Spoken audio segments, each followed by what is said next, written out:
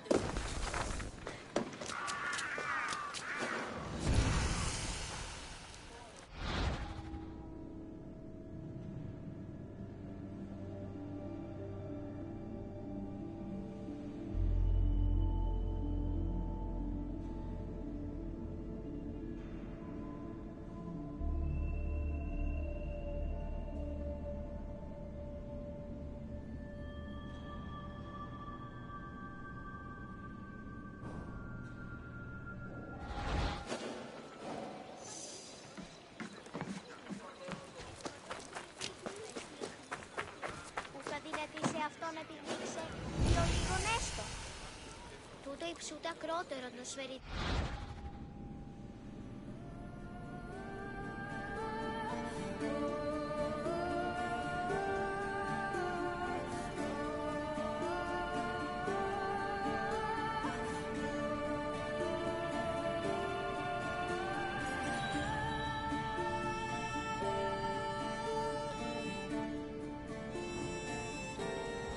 Γιατί λοιπόν ουκτού το μη δεικνύει. Στα γέννητε, τι σχόλη προποδών έχεις?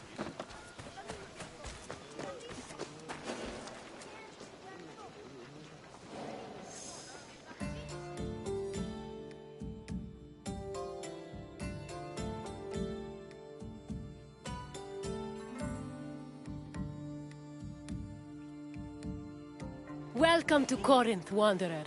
I have a special visit planned for you today. It's an intimate, informative look into the daily lives of Greek women.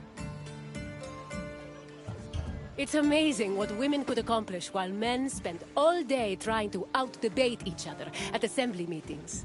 Their work should be far more appreciated on the whole, but we're going to acknowledge that now. Corinth was one of the largest cities in ancient Greece. It had an estimated population of 90,000 in my times, and much of that population was made up of women. This tour will shine a light on those women and look at how they lived on a day-to-day basis. Look for me when you're done with your visit, and we can discuss things further.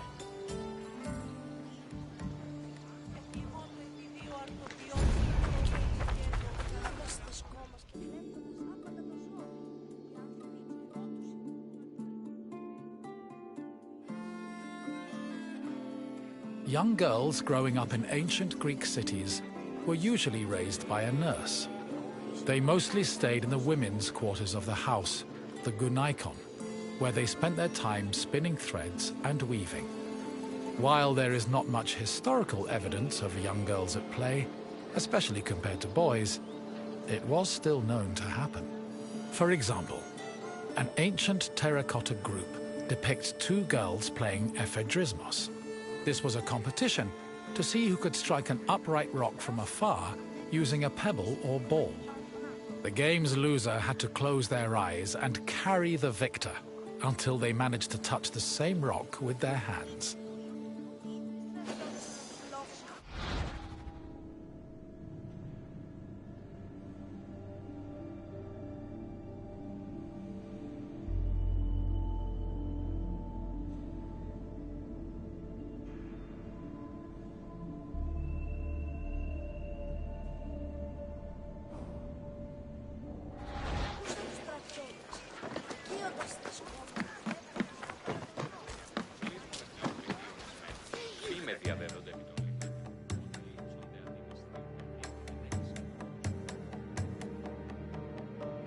For a young Greek woman, marriage was the culmination of their induction into society. The average life expectancy for women was about 40 years, so most marriages took place when the bride was 14 or 15 years old. The marriage did not require her consent either. Instead, she was passed on from the protection of her father to that of her husband. Married women were not technically citizens at the time and lacked the rights that came with official citizenship. However, they did receive a dowry that only they were allowed to spend, but in the event of a failed marriage, the dowry was returned to the bride's father. After the marriage was consummated, the woman's status changed from being a maiden to a bride. She remained a bride until the birth of her first child, wherein she officially became a woman.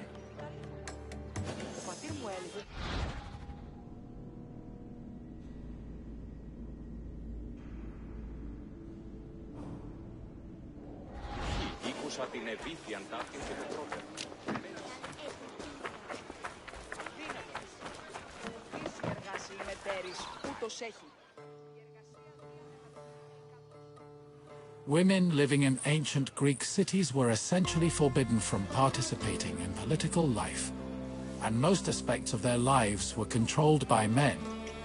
Their most important responsibilities were running the household and giving birth to children, preferably boys.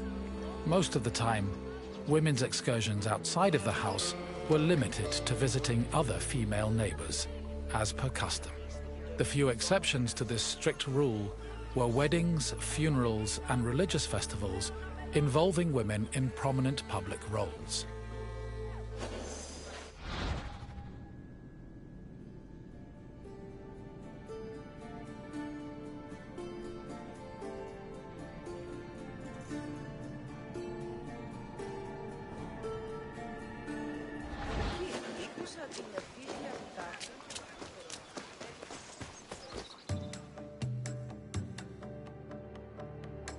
Making textiles was the main occupation of most Greek women. It was a woman's responsibility to manufacture clothing for each of her family members, as well as to weave other household textiles. Women with exceptional weaving skills were believed to make excellent wives, and weaving in general was seen as a very attractive quality. For example, Homer describes Odysseus's devoted wife Penelope as spending most of her days weaving at the loom. Similarly, many Greek vases depicting women weaving were combined with images of a woman holding a veil, which was seen as the symbol of a bride.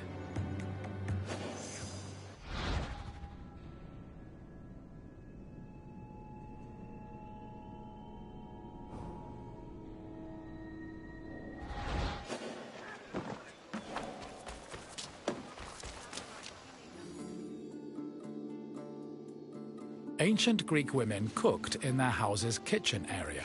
However, since their cooking equipment was small and portable, they also sometimes prepared meals in the central courtyard. This was also where women performed other domestic activities. These activities were rarely seen by visiting men or passers-by, because the architecture of classical Greek houses facilitated the social norm that women should never be seen at work.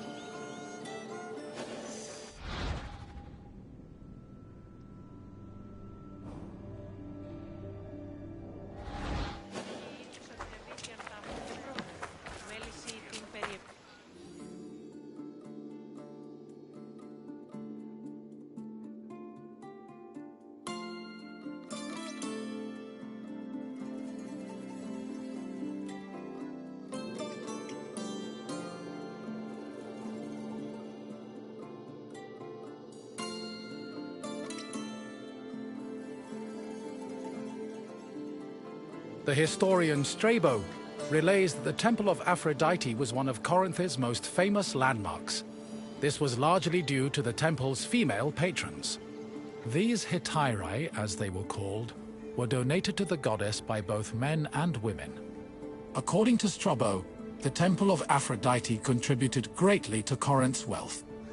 The hetairai were the temple's main attraction, and many visitors came to Corinth in search of their company. for which they spent frequently and frivolously.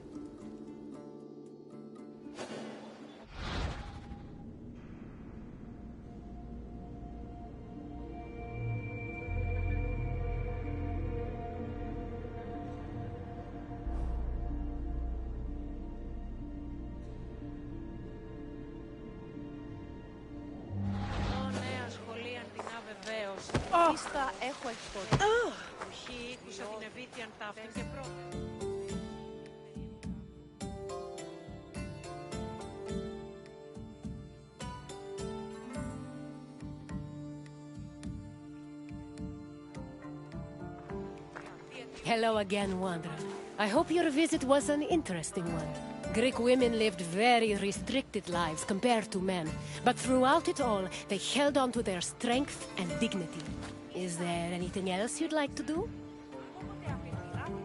Then farewell, Wanderer, and thank you for visiting this great place.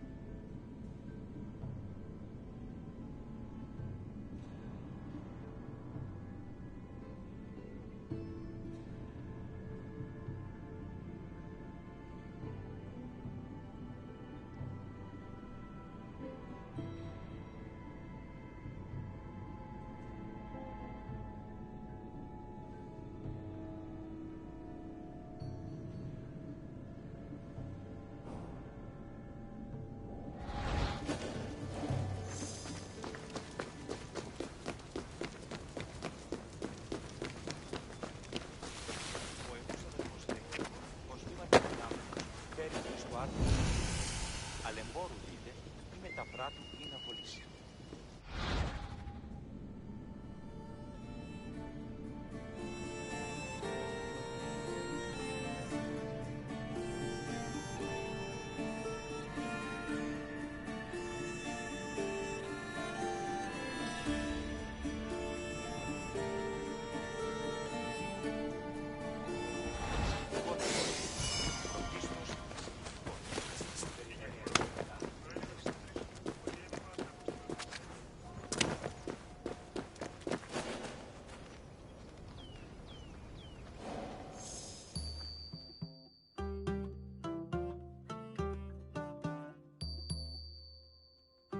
Hello, my friend! It is my pleasure to introduce you to Corinth's Temple of Aphrodite. It really is a lovely sight, isn't it? The temple, that is, not the ladies. Although they are also lovely. Lovely and lively and, I'm sorry, what were we talking about? In Greece, many love stories were told about the gods. How romantic! Sometimes they were heartwarming and happy, but they often ended in tears, tragedy, and a whole brood of illegitimate children. I'm looking at you, Zeus! Anyway, this tour will introduce you to some of these divine love stories, which may give you perspective on how the Greeks approached love in their own lives. Enjoy your visit, my friend. I'll come see you again when you finish the tour.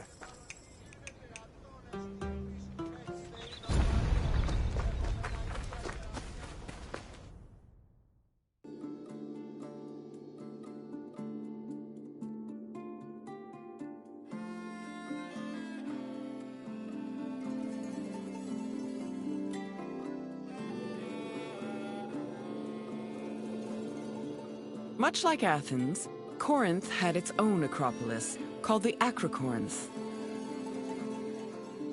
The natural promontory provided an excellent view of the surrounding territory. It was also the home of several sanctuaries, allegedly constructed in the 6th century BCE. The Acricorns' most famous attraction was the Temple of Aphrodite. Pausanias describes it as having statues of Aphrodite, her son Eros, and the sun god Helios. According to Strabo, the temple's most distinguishing feature was its servants, who acted as sacred prostitutes. However, Strabo is the only source for this information, and it is still hotly debated to this day.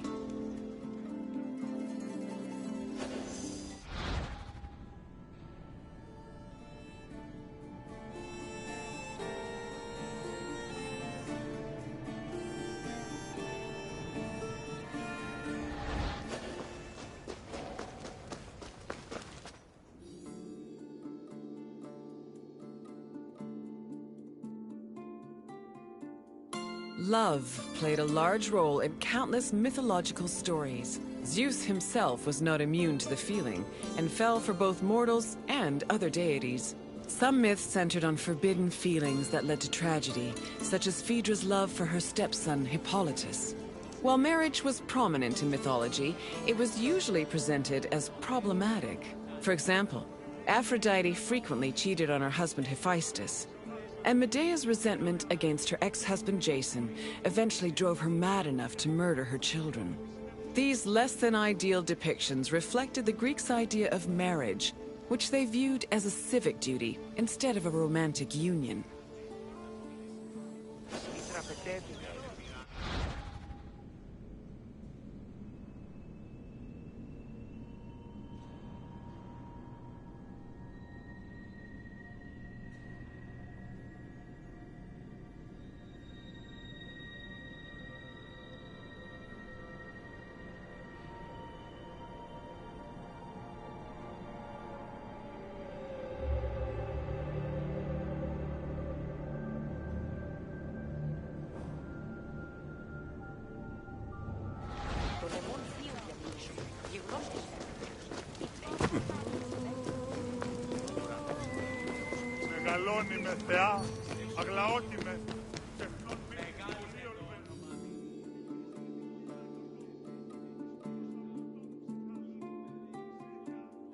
The goddess Aphrodite was one of the mightiest Olympians, and was typically associated with love, beauty, and sex. She was worshipped all across the ancient Mediterranean by men and women, both young and old.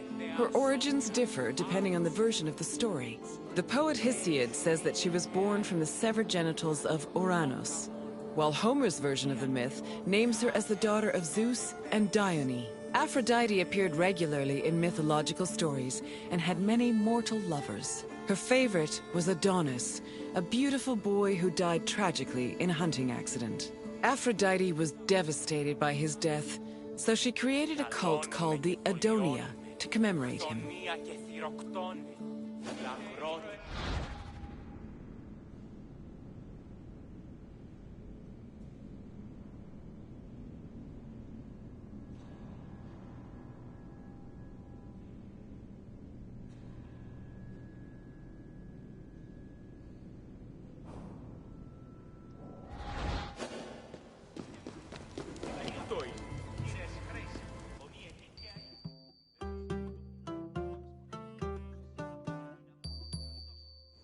My friend, good to see you again.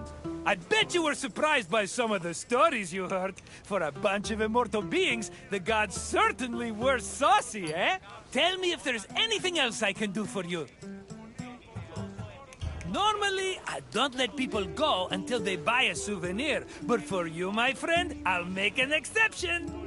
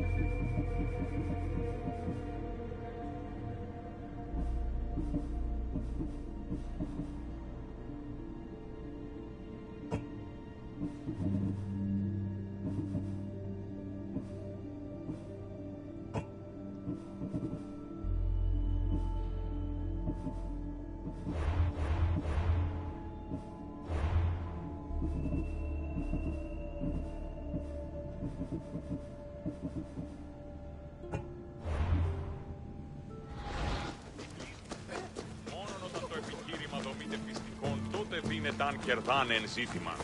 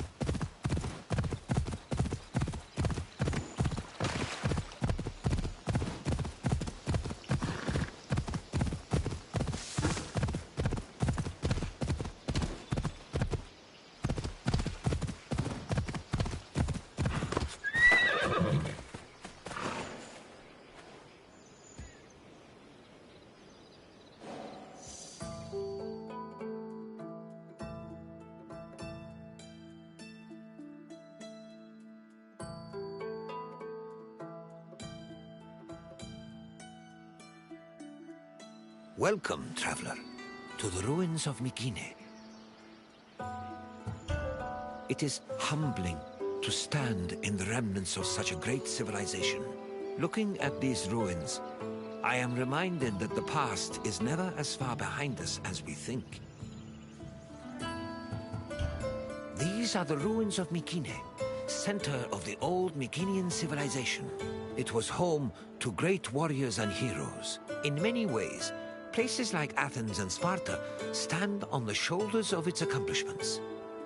This tour will take you through its ruins and introduce you to its most important monuments, revealing its history in the process. I hope you enjoy yourself. I'll be waiting for you at the end of your visit.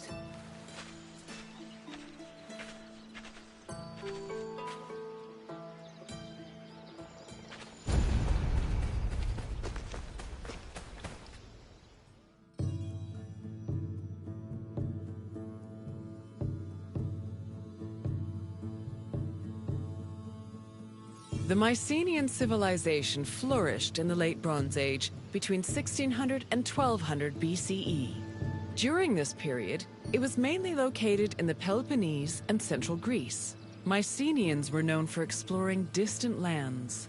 Notably, they battled the Hittite allied city of Walusa in a conflict that was believed to be the inspiration for Homer's Trojan War. But the Mycenaean people didn't only travel to fight.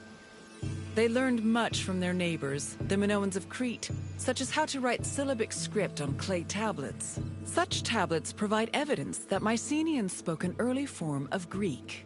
They also tell of how great Mycenaean kings ruled over their warriors from opulent palaces in places like Mycenae, Thebes, and Knossos.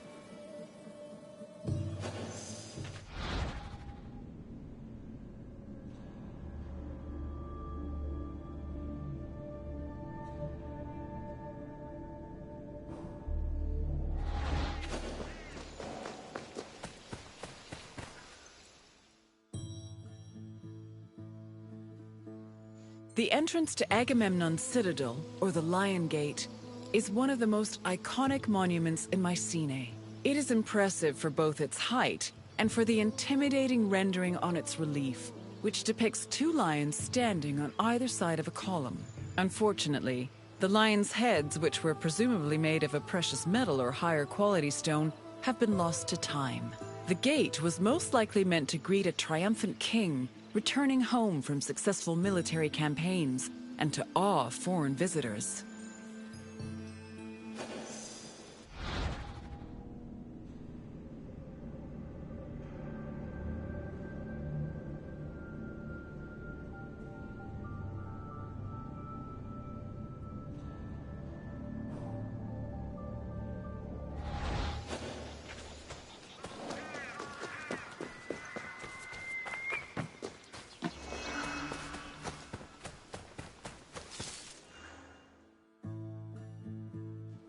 When these shafts were discovered by archaeologist Heinrich Schliemann in 1876, he believed the 6 gold-filled graves to be connected with the family of the great king Agamemnon, even going so far as to proclaim a gold mask he found within to be the death mask of Agamemnon. However, this was refuted by later excavations, which showed that the 19 bodies buried in the shafts dated back to a few hundred years before Agamemnon was even born. In fact, at the time of the body's burial, the Lion Gate and the citadel walls had not even been built yet. It's estimated that the people in the graves were members of the first Mycenaean dynasty. The graves later became a place of worship for Mycenaean kings, who raised walls to protect them. These walls helped preserve several incredible artifacts, including women's jewelry, death masks, and masterfully crafted weapons.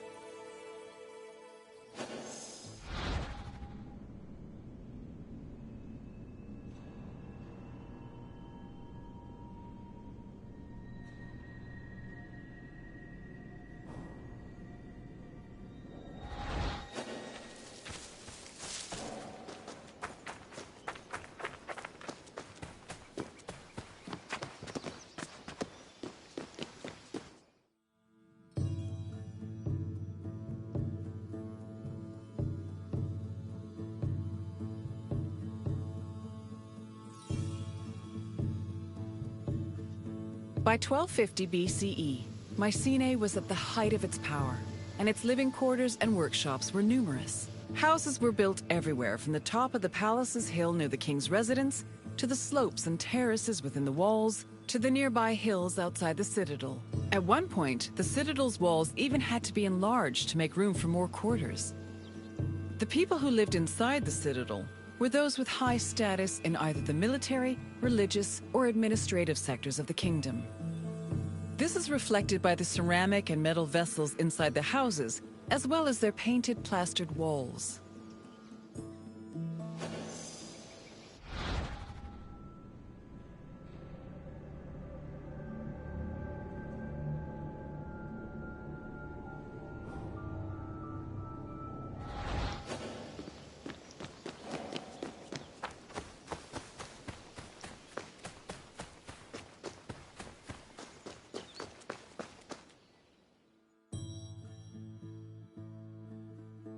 A traveler seeking an audience with the king would have first ascended a steep ramp from the Lion Gate to the citadel's summit. Here, they would have walked into the palatial complex through a grand entrance called the Propylon.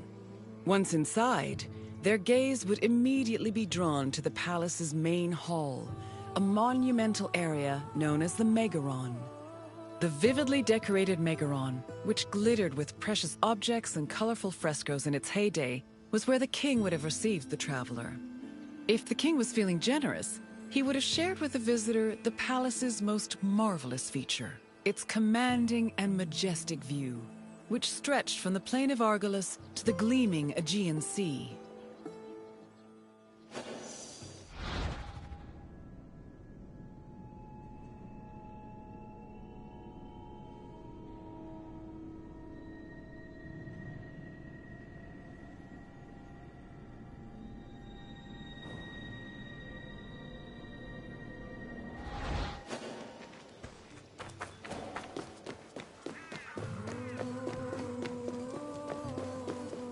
It was in this palace where a legendary Mycenaean king like Agamemnon would have held court. According to Homer and other poets, Agamemnon led the Greeks in the sack of Troy.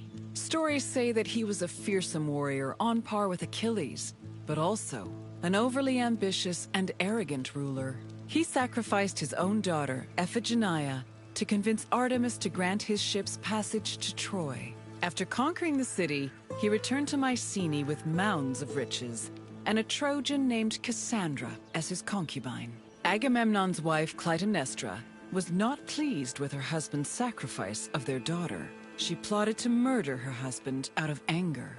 The plot was successful, and, depending on the version of the story, Agamemnon was either murdered in his bath by Clytemnestra or killed by his cousin Aegisthus during a banquet.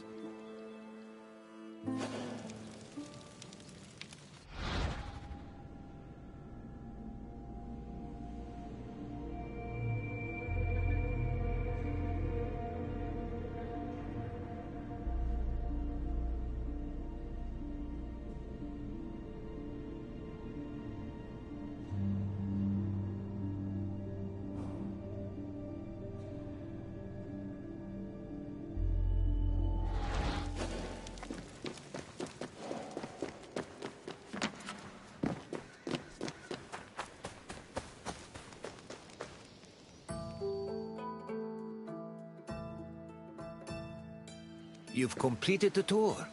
I trust it was an eye-opening experience. Though it did not last, Mekine was a sort of precursor to what would eventually become the Greek civilization we know today. It's important we remember them, if only to avoid repeating their mistakes. Now, what else would you like to do? Then, I suppose this is farewell. At least for now. Safe travels.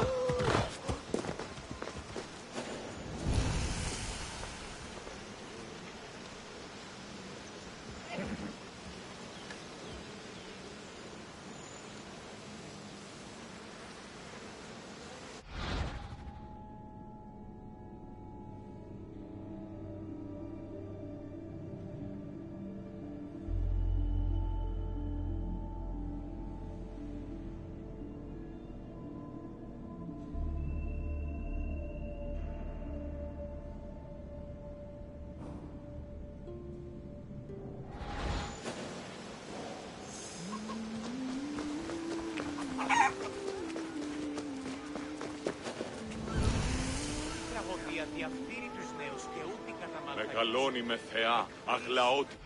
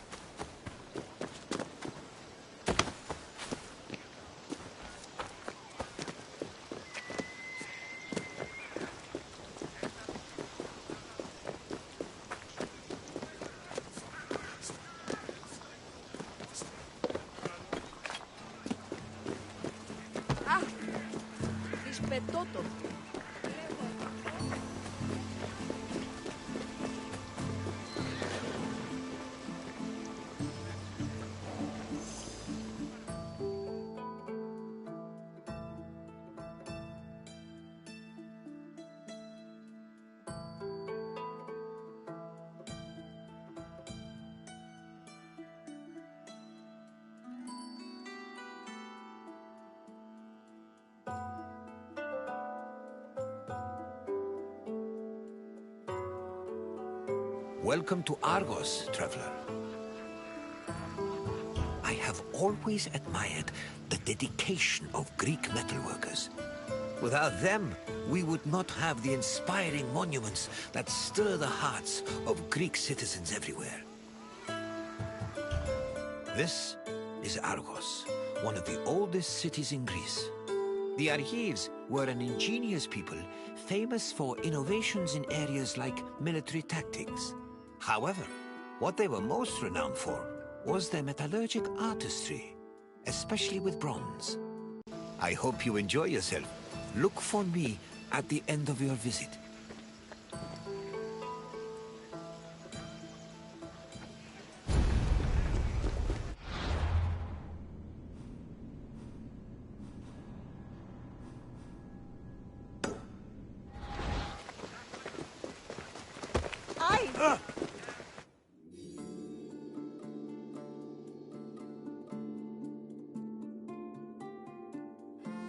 The area that would become Argos was inhabited as early as the 3rd millennium BCE, but it was in the 7th century BCE that it officially became a city-state.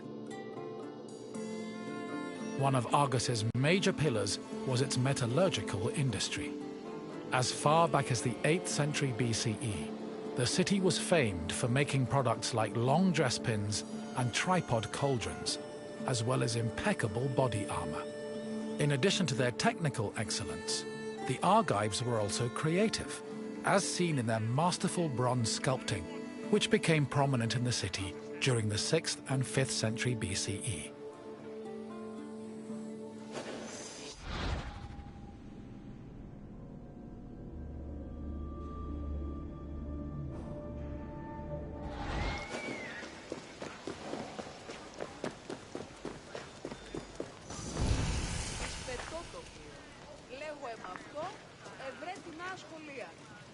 Ωνε, ασχολίαν την αβεβαίωση.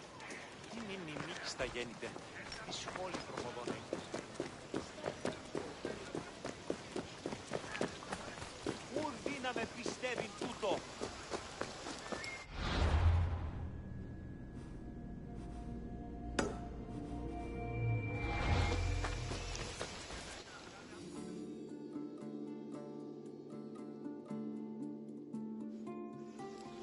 Bronze is an alloy composed of 90% copper and 10% tin. Because of this, copper and tin needed to be smelted and combined to create the material needed for sculpting. After the bronze alloy was formed, it was melted in special furnaces. They required a tremendous amount of fuel and were usually supplied with charcoal made from specific types of wood. It's possible they were also coated with a protective lining of clay, which would have been sensible given the melting point of bronze is approximately 950 degrees Celsius. Once the bronze was melted and collected, the furnaces were dismantled and dumped.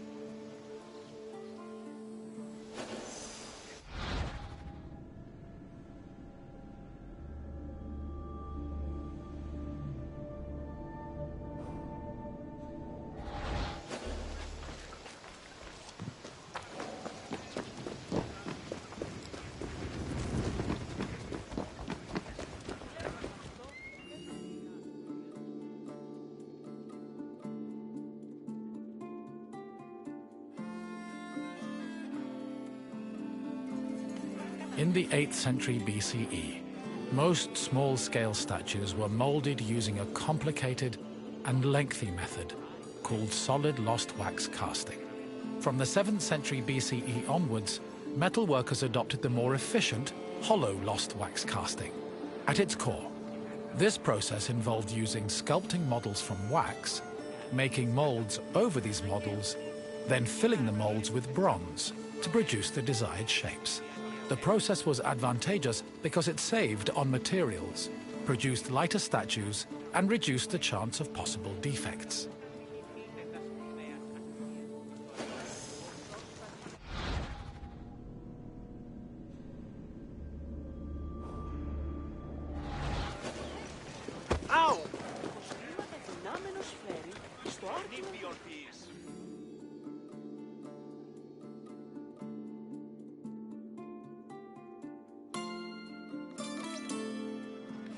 Once all the pieces of the sculpture were molded, they were welded together and subjected to the cold working process. This process involved repairing the sculpture's flaws by filling any holes and cracks with specifically measured bronze patches. Afterwards, the sculpture was scraped, chiseled, and polished until it was deemed satisfactory. Decorative details like hair, eyebrows, and mustaches were added with the use of a sharp tool. Eyes, which could be inset with ivory, glass, or silver, were attached to their sockets using a resinous kind of glue. Teeth and fingernails were inlaid with silver, and lips and nipples with copper. These small touches added color and contributed to the sculpture's lifelike appearance.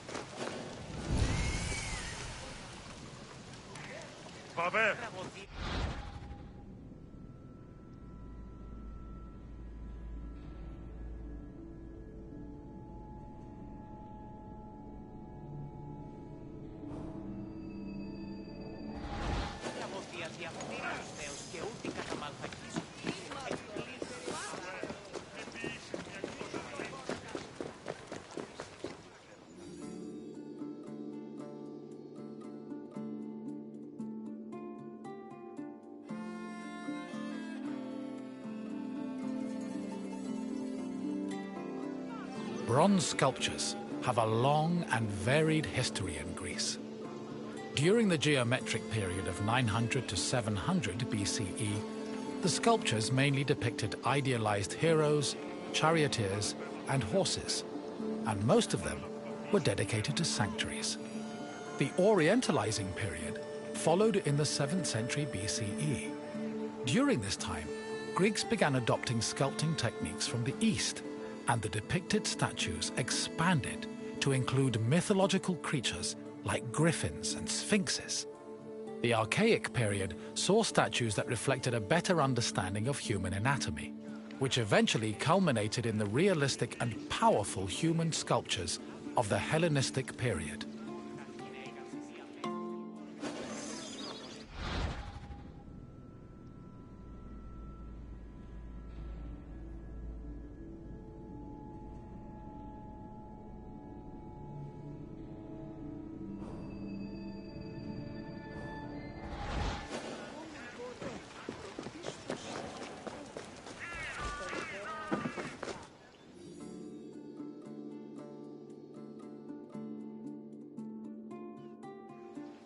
Argos was the home of Polykleitos, one of the most famous sculptors in ancient Greece. His works, like the Doryphorus and Diadomenos, as well as his treatise on sculpting called the Canon, had a massive impact on the art as a whole, particularly in regards to ideal body proportions. Sadly, the original versions of Polykleitos' sculptures have been lost, along with most bronze statues from antiquity. As time went on, many bronze statues were melted down to be recycled in things like weapons, ammunition, and even church bells. Because of this, marble copies from the Roman period are our best evidence of the masterpieces of Greek sculpture.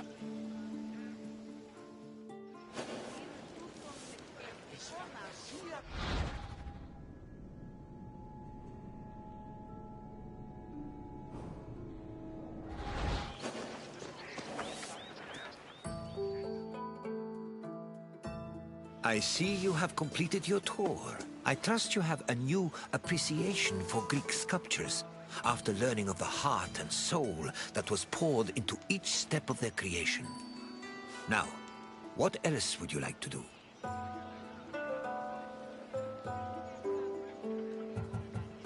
Then, farewell, traveler. May we meet again soon.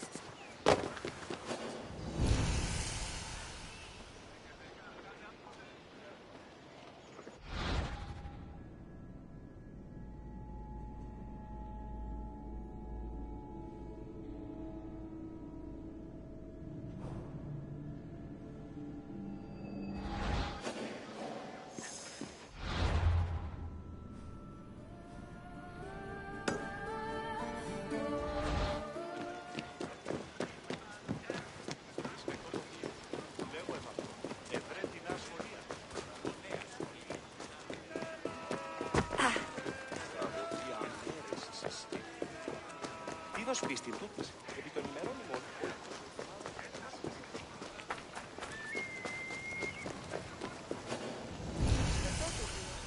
Λέγω εν αυτό.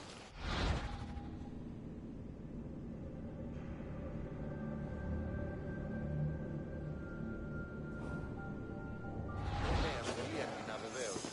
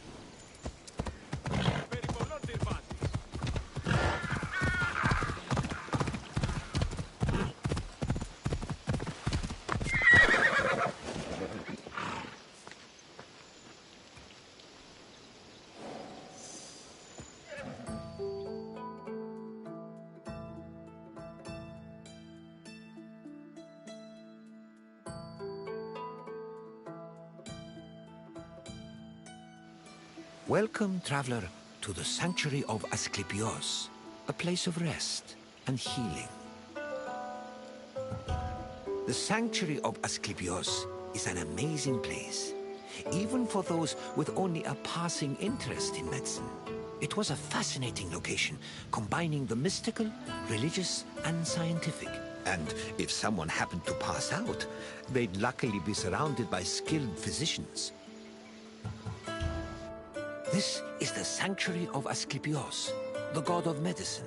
It was here that the sick and weary came, seeking cures for their ailments. Sometimes the medical practitioners provided the cures, and sometimes the healing came from the gods themselves. This tour will help explain the inner workings of the sanctuary, as well as the unique way the Greeks approached medicine. I hope you enjoy yourself. I'll be waiting for you at the end of your visit.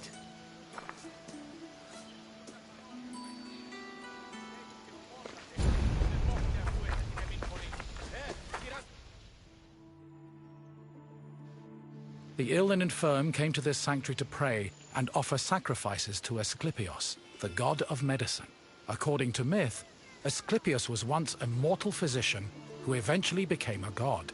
He had many sanctuaries across Greece, but the most famous was in Epidaurus. When pilgrims passed through the entrance of the sanctuary, they could read this inscription: "When you enter the abode of the god which smells of incense, you must be pure, and thought is pure when you think with piety."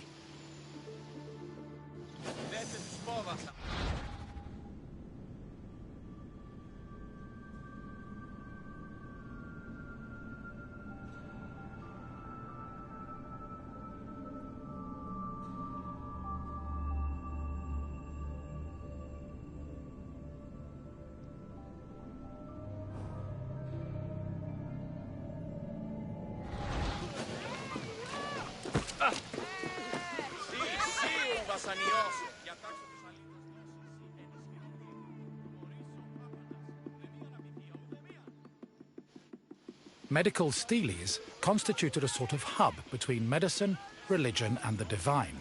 They were slabs with inscriptions that praised Asclepios' virtues and merit, and described his methods of healing. The inscriptions relayed the dreams patients had within the abaton, one of the most important buildings in the sanctuary. The steles outlined the patient's name, their disease, and how they were cured by Asclepios. They were probably written by the sanctuary's priests, or at least under the priest's supervision. Asclepios was a complex deity. In addition to being a god, he was also a trained physician and disciple of the centaur Chiron.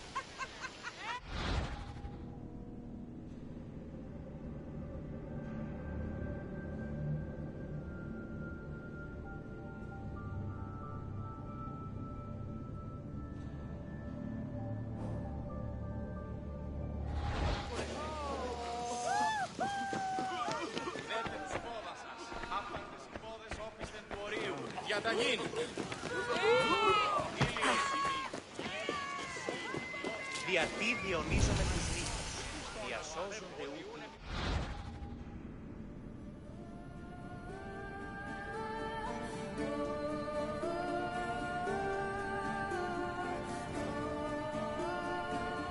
Εκ των λίθων απάντων, ποιος έστι ως προς παρενήμη.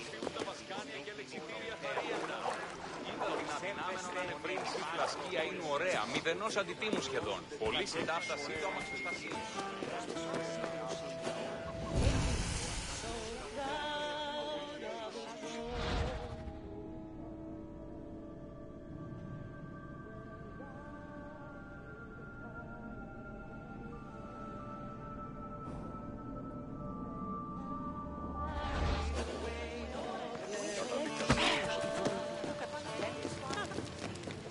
Αλεμπόρουν, είδε. Λυθείτε ευθέως εκείσε.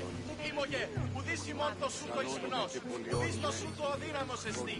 Έκαστος εγώ ετάφτη. Φυλαγρότους και νικηρία, ρημονή της χευρωτών ελπίς, ελπούς, εις ατέχεις ωραίων τρινούς.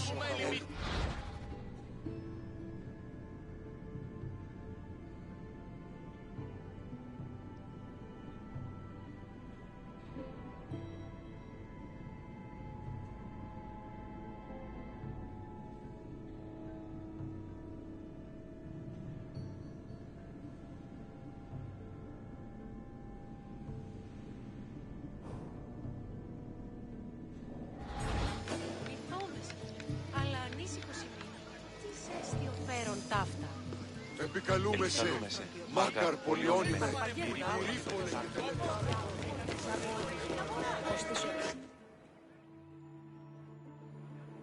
In ancient Greece, religion was inseparable from rites, processions, and sacrifices.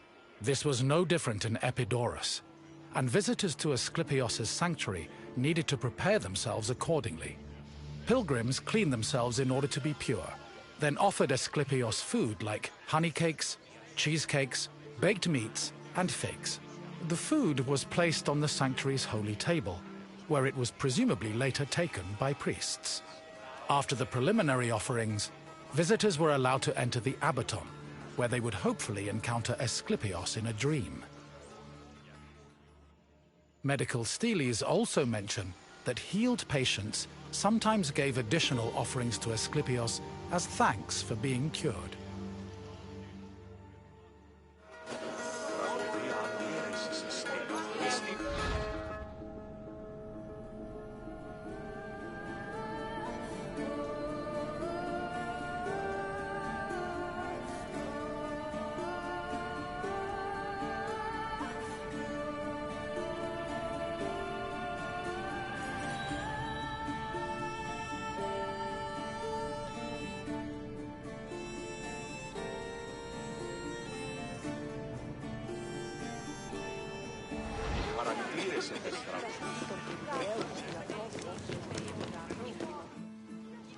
Asclepios was originally born a mortal, and was the product of an affair between the god Apollo and a mortal, Coronis. Apollo killed Coronis after discovering she had been unfaithful, and ordered her body burned on a funeral pyre. However, he rescued his unborn child from Coronis' womb before the fire consumed her body. Apollo gave the baby to the centaur Chiron, who raised Asclepios and taught him to practice medicine. Over time, Asclepios became so skilled in the art of healing, he could even raise the dead. This angered Zeus, who sent Asclepios to Hades with a thunderbolt. Apollo retaliated by killing the Cyclopes responsible for making Zeus's thunderbolts. Then, Zeus revived Asclepios, making him immortal and deifying him in the process.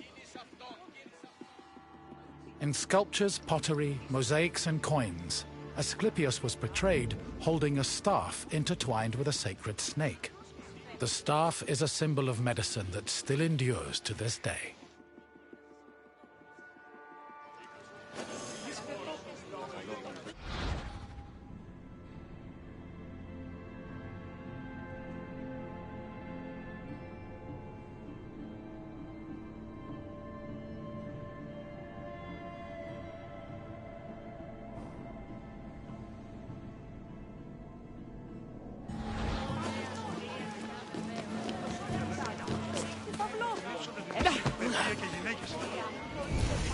Τραγωδία ανέρεσης εστί.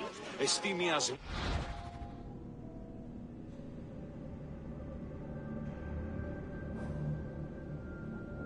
τραγωδία διαφθείρει τους νέους και ούτε καταμαλθακίζεται. Αποφέρεται το πυρί του ατόπου υποθάλπωτο.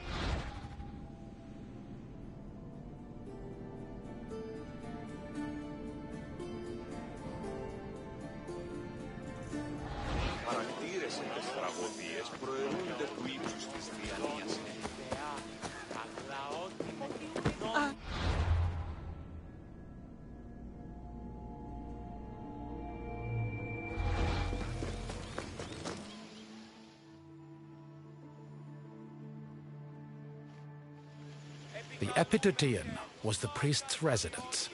As the link between patients and the gods, priests were essential to the operation of the sanctuary. They were often elected into the priesthood for one-year periods, but could also buy themselves a position if they were wealthy enough.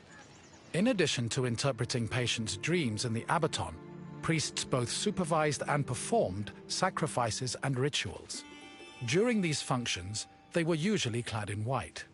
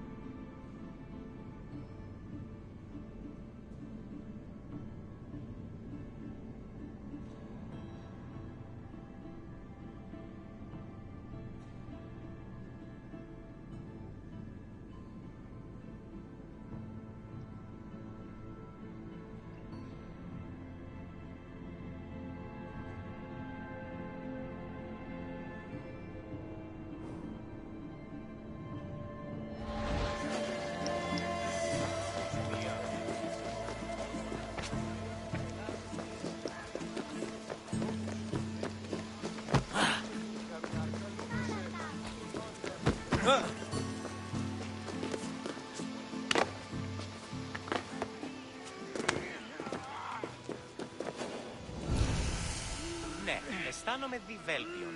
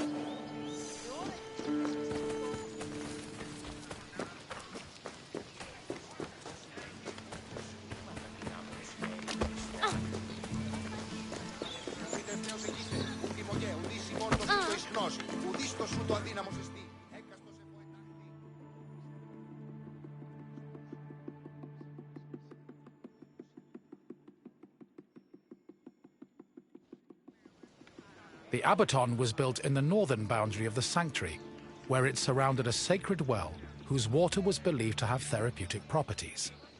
The abaton was where pilgrims went for incubation, or dream rituals. Details of the incubation ritual have been described in unearthed medical steles. They were also noted in Aristophanes' play Plutos, which featured a more comedic view of the process.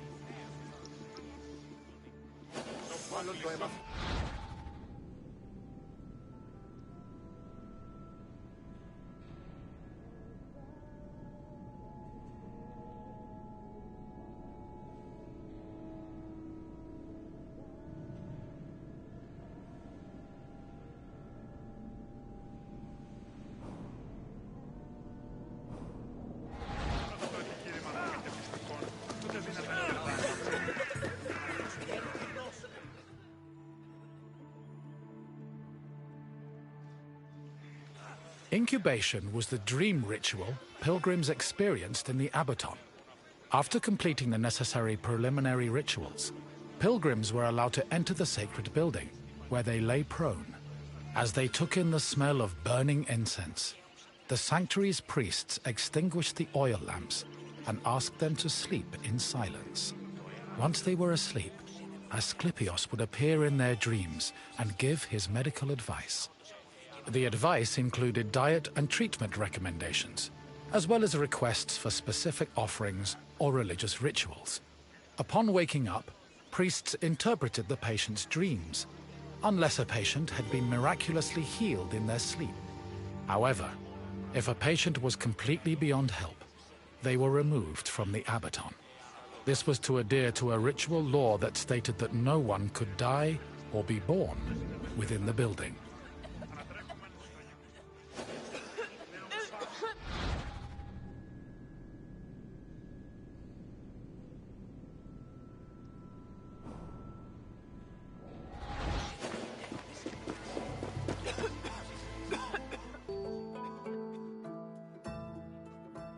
I see you've completed the tour.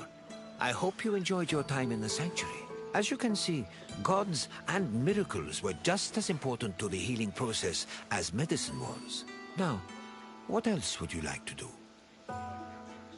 Excellent. Here is your first question. Which mythical creatures made Zeus's thunderbolts? Correct. Zeus's thunderbolts were crafted by Cyclops. On to the second question. What was the name of the building where incubation occurred? Yes, pilgrims entered the abaton to undergo a dream ritual in the hopes of curing their ailments. One final question for you. Who was Asclepios' father? Yes, Apollo was Asclepios' father, and his mother was a mortal named Coronis. You've proven you know the sanctuary inside and out. Well done. Very well. May your quest for knowledge be fruitful and fulfilling.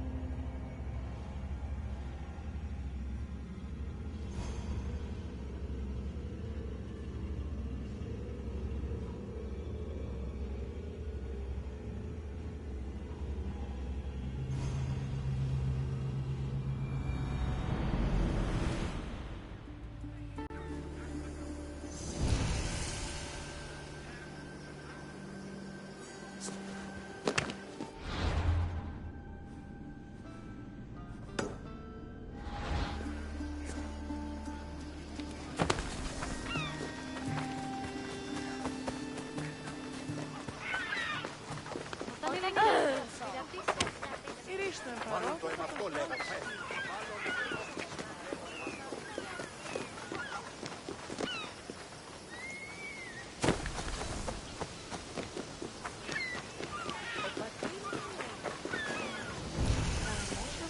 Λέει, κοσμήματα δυνάμενος φέρει στο άρτιον.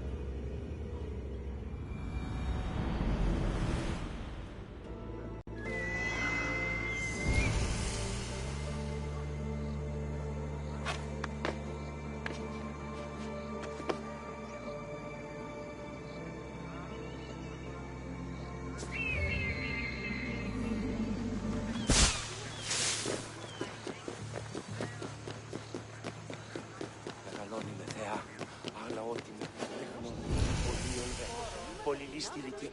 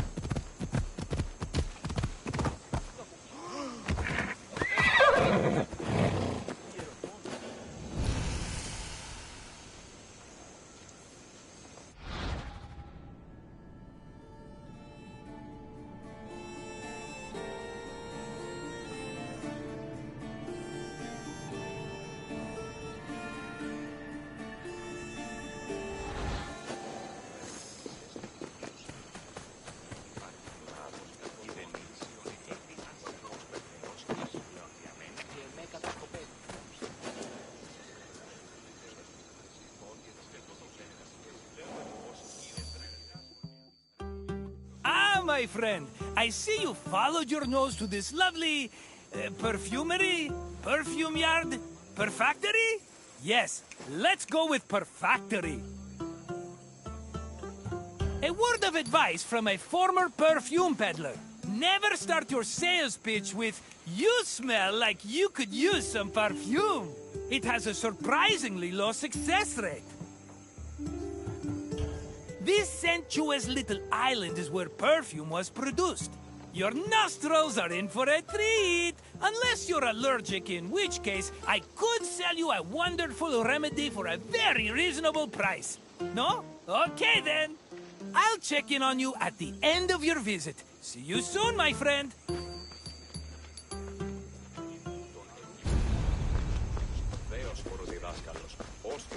Perfume-making techniques were invented and perfected in Mesopotamia and Egypt, beginning in the 4th millennium BCE. By the time of the Mycenaean era, perfume played an important role in the Greek economy.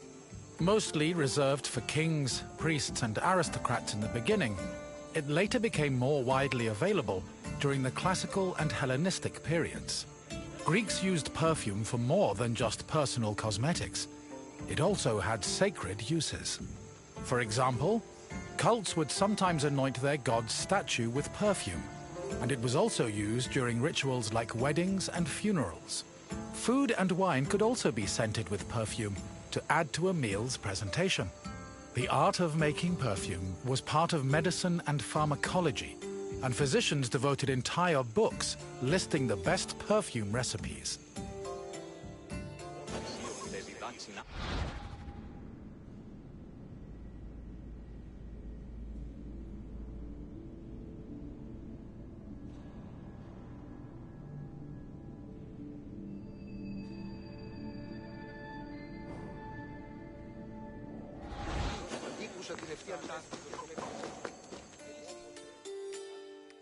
Perfume is made up of two main components: a greasy substance, called an excipient, like vegetable oil or animal fat, and an odorous substance, such as flowers and plants. For ancient Greeks, the most common excipient was olive oil. According to Theophrastus, however, the most valuable oils were those extracted from nuts in the Syrian and Egyptian deserts. The odorous ingredient could be taken from a variety of sources. These include flowers like roses or lilies, herbs like oregano, spices like saffron, resins like amber, and leaves from plants. Some fragrances were also imported from outside of Greece, like Indian cinnamon and Syrian frankincense. These exotic scents were considered exceptionally precious.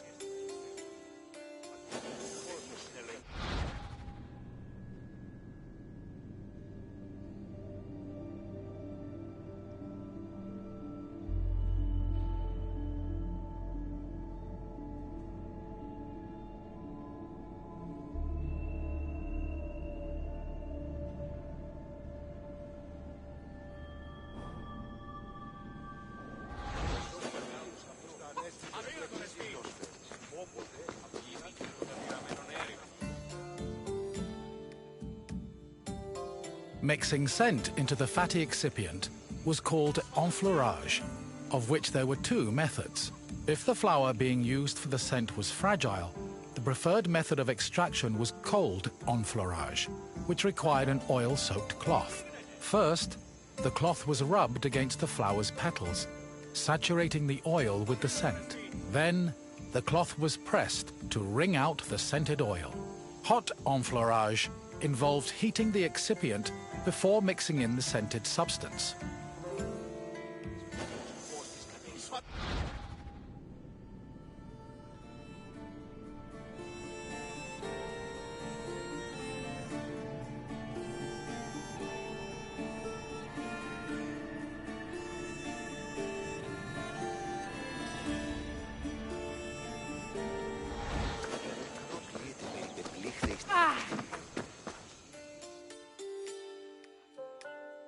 The hot enfleurage process consisted of heating and distillation. After the scented ingredients were dipped into heated oil, the mixture was then filtered before being pressed and decanted. Once the mixture was complete, spices, coloring agents and fixatives were added, along with preservatives to prevent the perfume from spoiling. Finally, the liquid was hermetically sealed in bottles, ready to be shipped to market.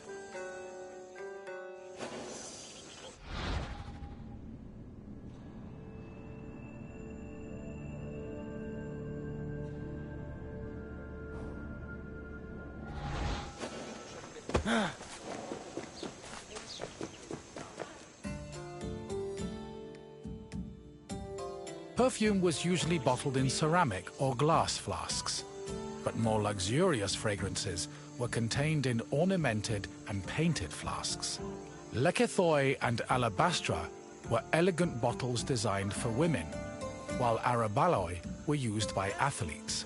It was common for the bottle's craftsmen to brand them, to prevent frauds and knockoffs. Perfume shops were usually located in city centers, befitting of their importance. In addition to selling perfume, they were also sometimes used as meeting places. For example, the perfume shops near Athens' Agora were frequented every morning by the city's youth.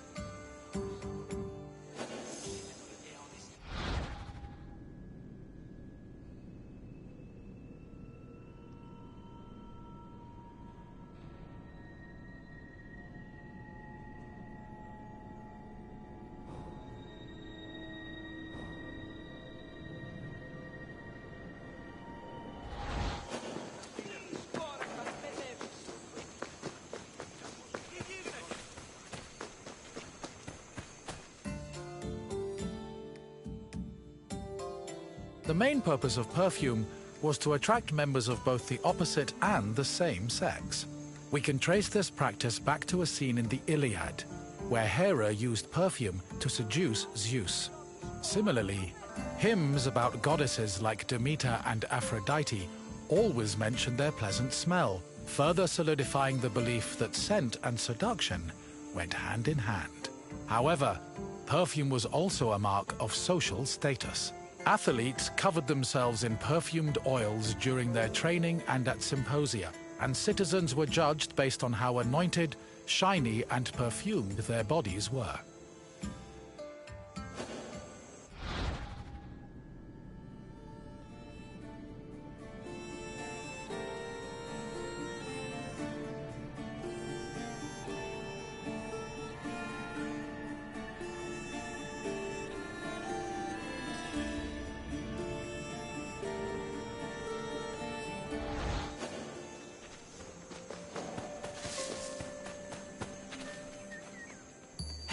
Again, my friend. I hope you see now how important perfume was, not only for aesthetic purposes, but for Greek social hierarchy. I wouldn't charge so much for my own bottles if I didn't know the value of what I was selling. What else can Marcos do for you? If you say so, but I have a feeling we'll run into each other again soon. Farewell!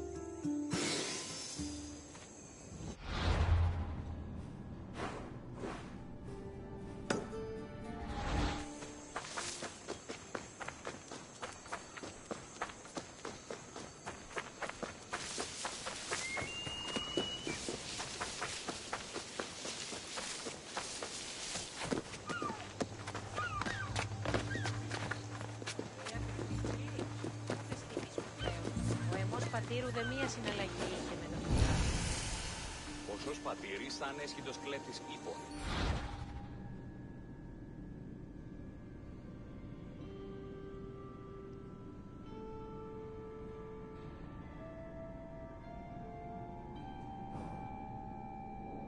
Ο εμός αδερφός του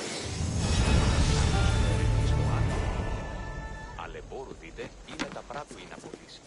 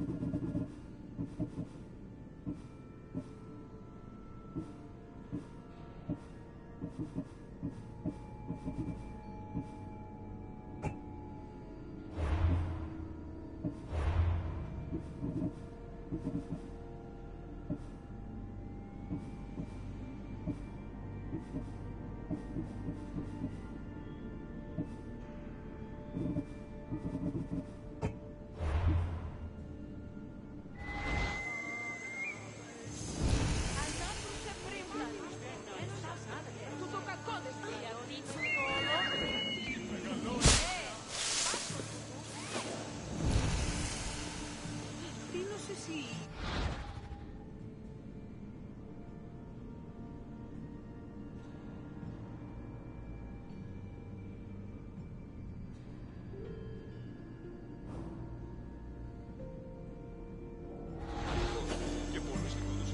Πάψε, συλλέγω.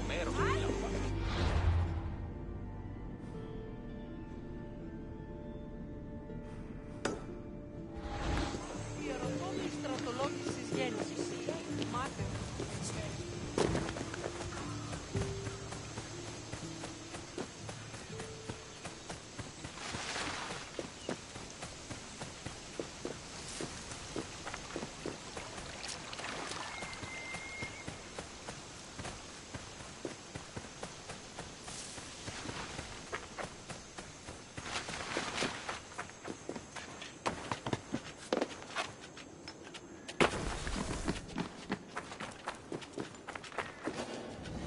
Μάλλον το αίμα αυτό λέγω φεύγει.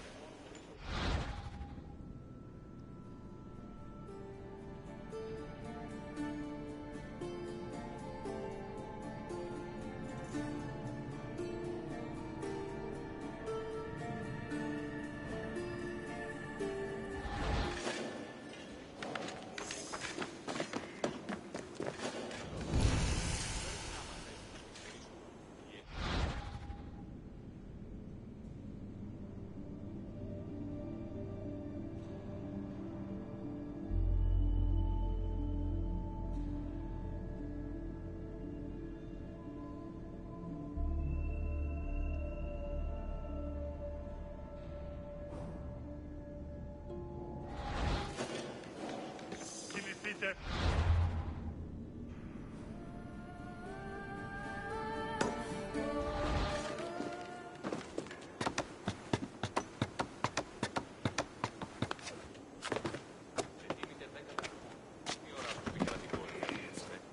Ιδέα αν έχεις ως μικρά.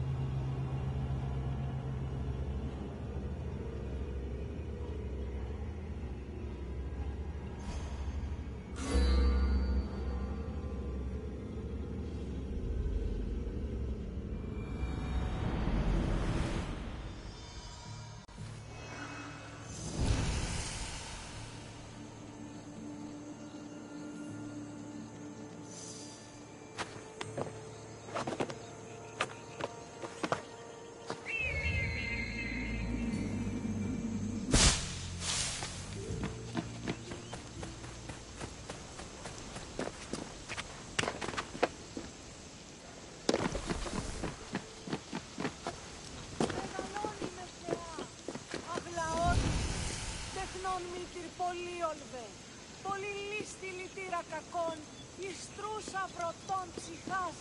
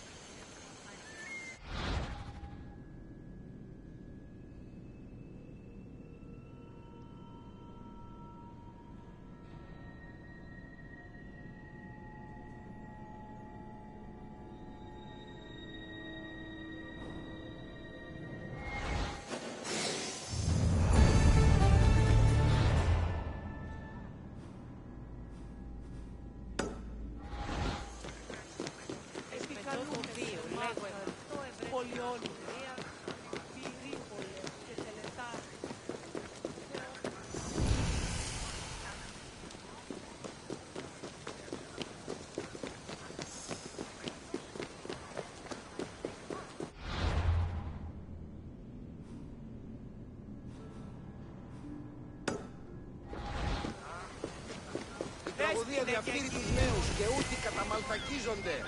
Εκπλήσει, αποφέρεται το ποινή του ατόπου υποθάλπω που λέγει ιδέο άνθρωπος και ιδέ το δέον πράτη. Συνίσχυ των δικαιώνα του μυαλού, όχι ουδέστη η κατάσταση του Ολλονικού.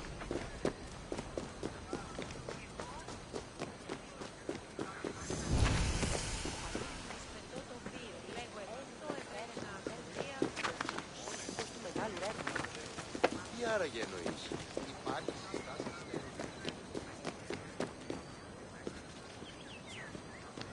Επικαλούμε σε μάκαρ πολιόνιμε.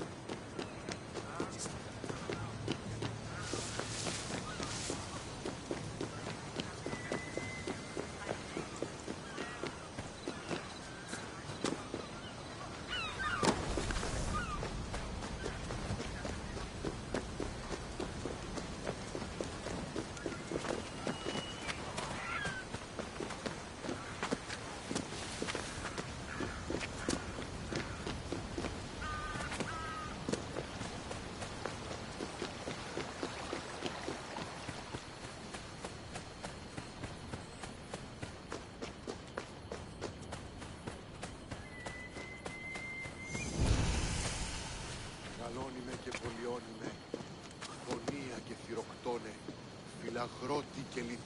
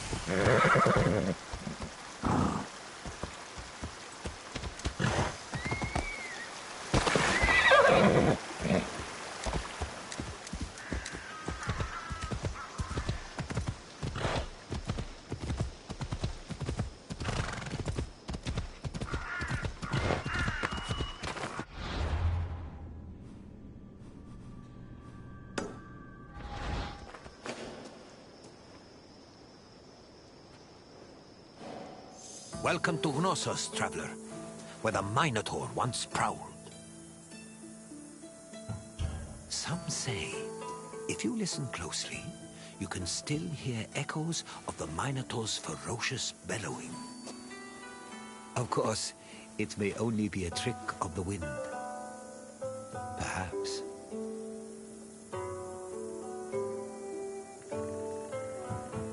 Knossos was the seat of the old Minoan civilization, where King Minos once supposedly ruled. These ruins have been the backdrop for many important events in both history and mythology. Look for me when your visit is over, and we'll discuss what you've seen.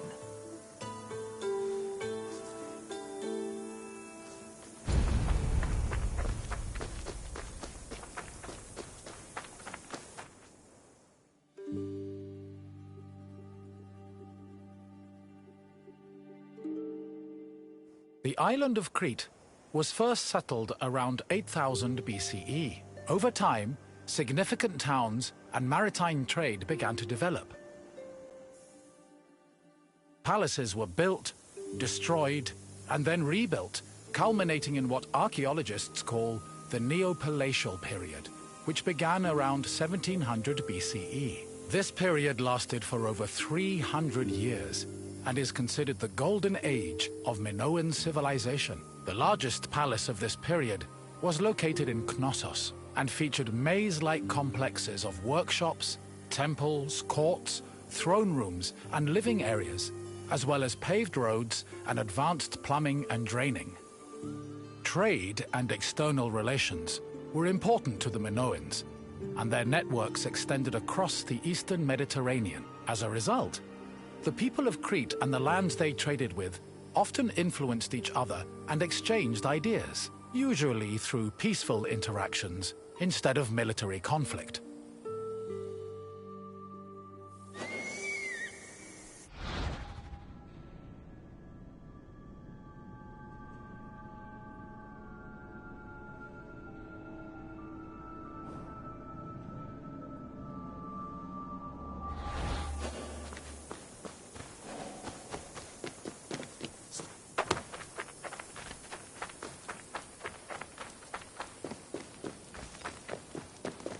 The settlement of Knossos was established as early as the 7th millennium BCE.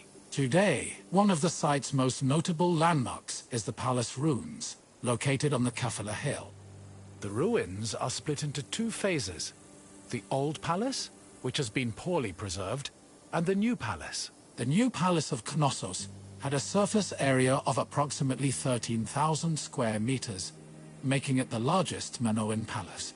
Its focal point was a central court, which was probably used for ceremonial activities. The Minoan palace centers collapsed when Crete was overrun and conquered by a Mycenaean invasion from mainland Greece. However, the date of the final destruction of Knossos' palace is still unknown.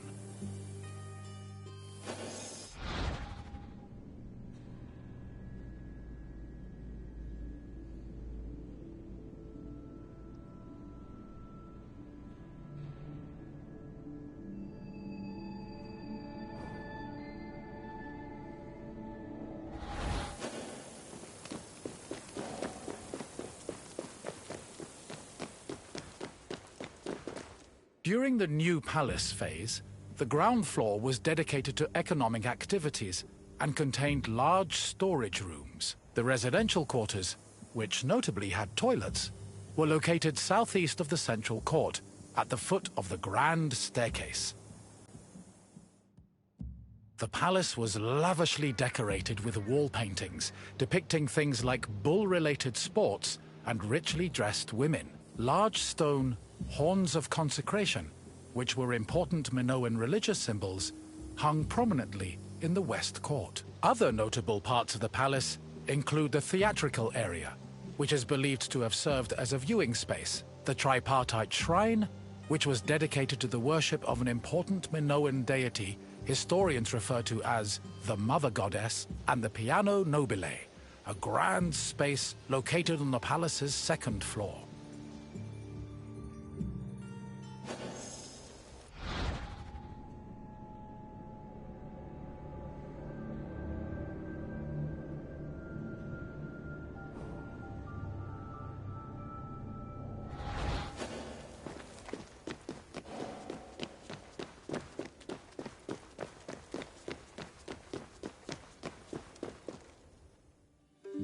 During his trips to Crete, archaeologist Arthur John Evans discovered several ancient tablets. They eventually led him to define the forms of Minoan writing known as Linear A and Linear B. The Minoans used these forms of writing for recording many things, including business transactions. For example, one clay tablet discovered at the Palace of Knossos was inscribed in Linear B script. The tablet detailed a transfer of coriander, often used in the perfume industry, between a man named Kyprios and another person named Twinon. The deciphering of tablets such as these has given historians great insight into many aspects of Minoan culture and society.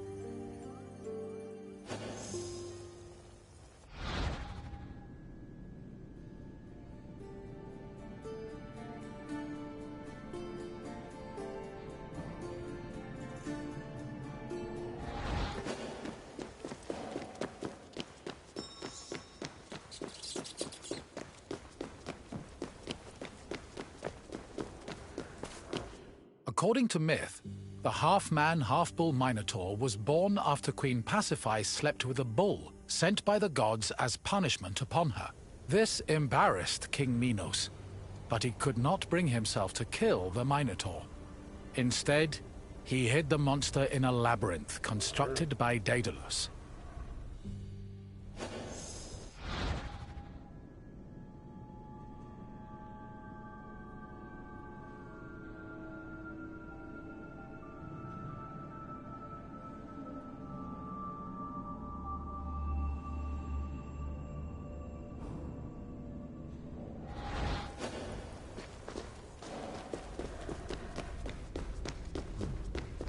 Daedalus was an important figure in Greek mythology, an ingenious inventor. He once became so jealous of his similarly clever nephew that he threw him from the top of the Athenian Acropolis. As a consequence, Daedalus was banished from Athens, though this did not prevent him from being able to get work. In Crete, he was hired by Queen Pasiphae to construct an artificial cowsuit that would allow her to seduce a bull she was particularly taken with due to a curse from the gods. Daedalus complied, and his invention helped facilitate the birth of the Minotaur. Afterwards, Minos conscripted Daedalus to build the labyrinth, presumably as penance for his role in creating the Minotaur. But perhaps the most well-known story about Daedalus involves his son, Icaros, who used wings built by his father and flew too close to the sun, thus plummeting into the sea.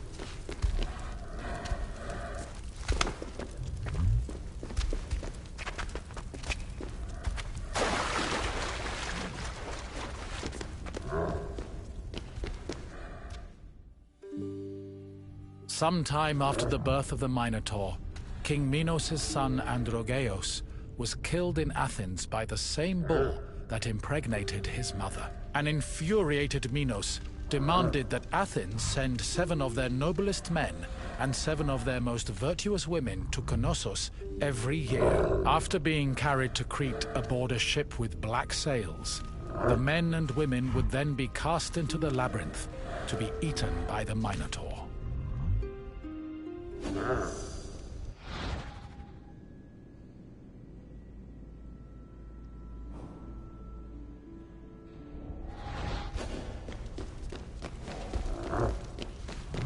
One of the Athenian youths chosen to be imprisoned in the labyrinth, Theseus, had enough of the morbid ritual. Before leaving Athens, he proclaimed he would kill the Minotaur, then return to his city on a ship flying white sails. Before entering the labyrinth, Theseus met King Minos' daughter, Ariadne, who fell madly in love with him. Ariadne provided Theseus with a thread he could unravel to help him find his way back out of the maze. Armed with this thread, Theseus entered the labyrinth, killed the Minotaur, escaped the maze, and set sail for Athens with Ariadne by his side.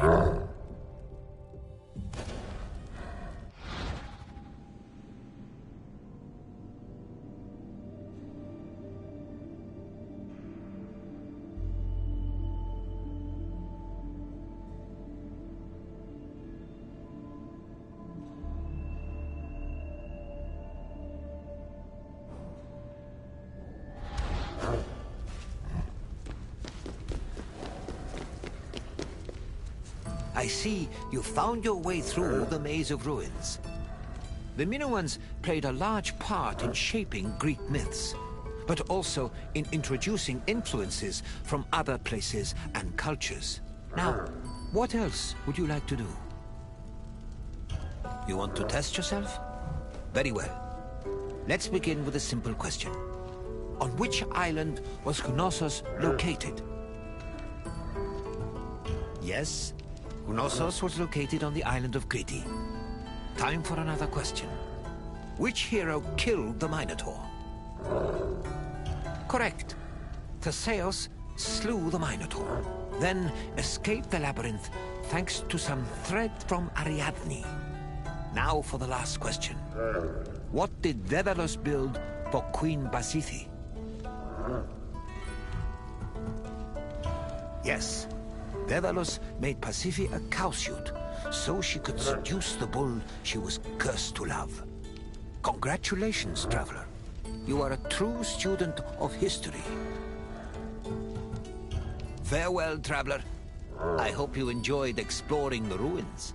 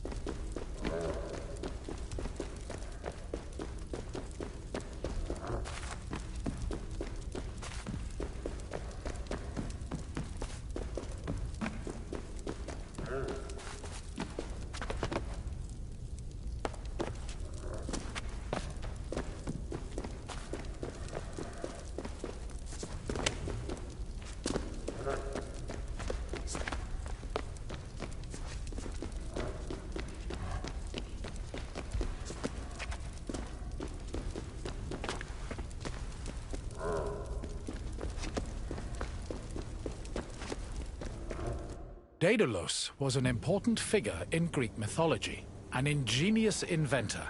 He once became so jealous of his similarly clever nephew that as a consequence in Crete, Daedalus had perhaps the most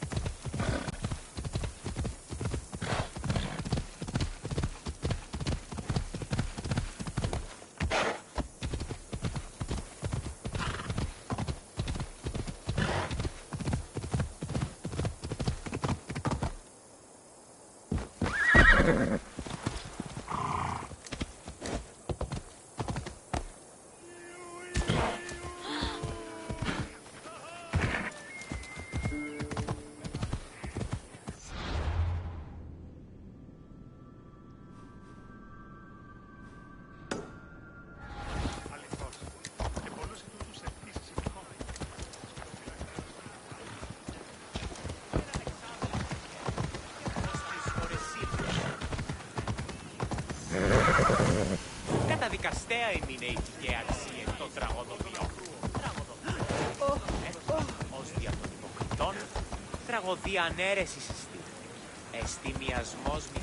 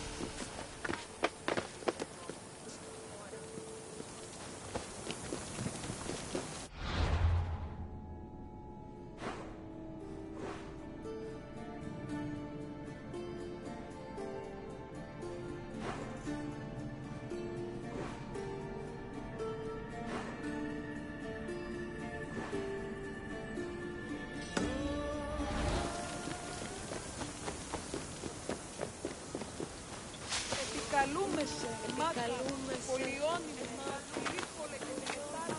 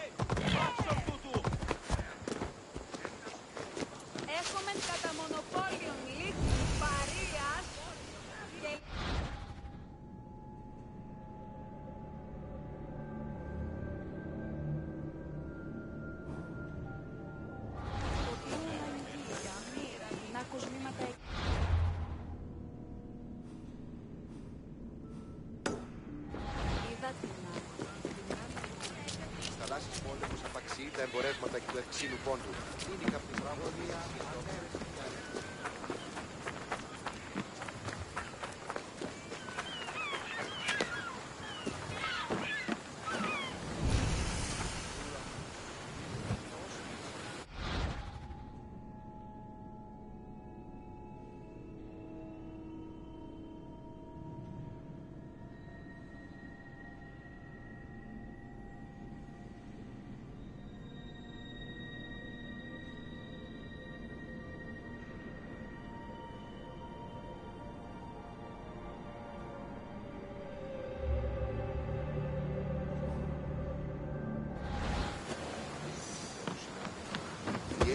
Αλλά μέγαν τύπων εκεί.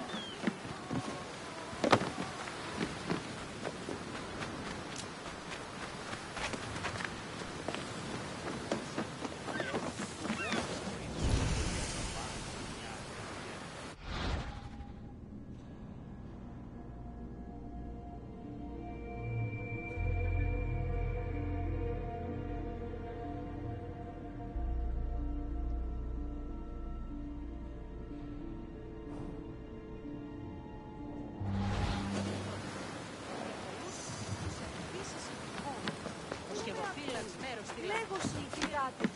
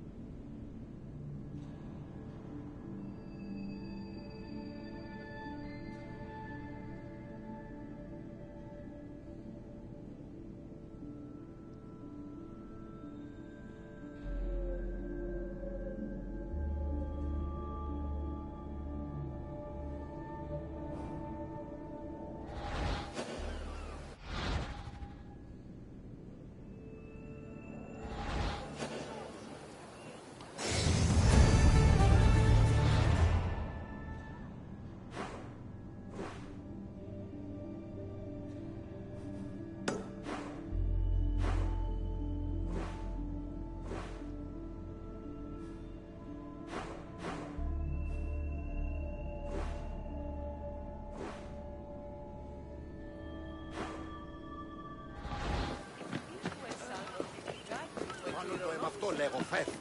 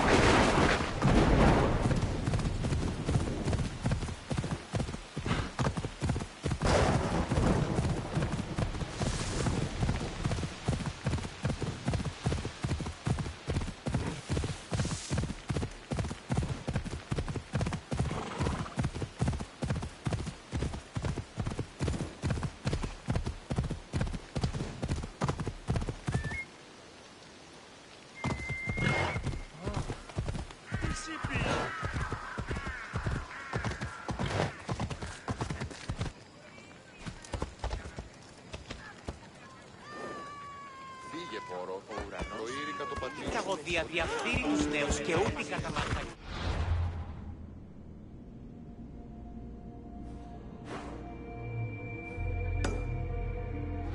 Οι χαρακτήρες στις τραγωδίες προέρχονται από τις χριστιανίες έννοιες.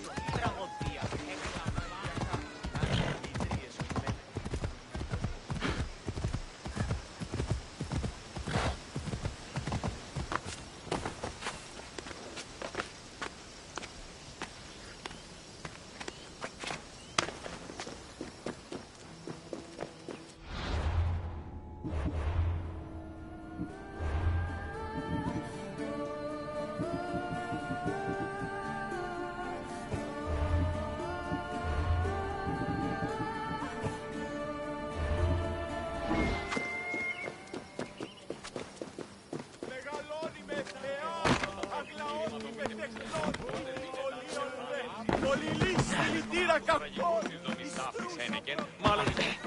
Χρώμεθα το παραδείγμα και των έργων αυτών είναι αντίστοιχο.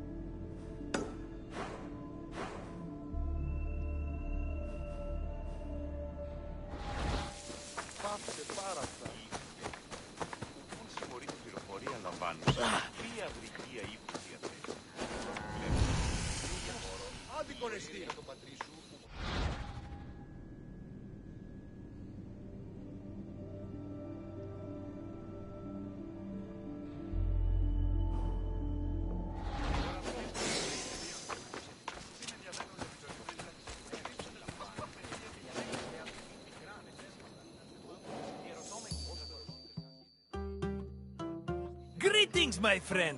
Welcome to Arcadia, home of shepherds, sheep, and manure. I recently made an offer to buy some nearby farmland. Unfortunately, the owner refused, based on completely unsubstantiated rumors that I once burned down 3 farms in Kos. Can you believe it? I've never burned down a farm in my life. I may have once paid someone else to do so, but I assure you, my reasons were entirely acceptable and in the best interest of everyone involved. Arcadia was well known for its sublime natural vistas. Farmers and shepherds were seduced by its beauty, and it's easy to see why. I have to leave for now, but I'll meet you again when you finish your visit. Until then, my friend!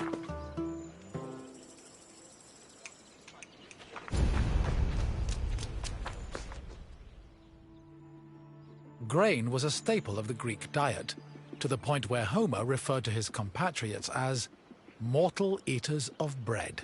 Grain farming was a meticulous process. Due to dry summers, artificial irrigation was impossible, so farmers had to rely on rainfall to water their crops. This gave them very narrow windows for sowing and harvesting. On a farm of this size, only half of the field would be planted every year, while the other half would lie fallow to avoid exhausting the soil.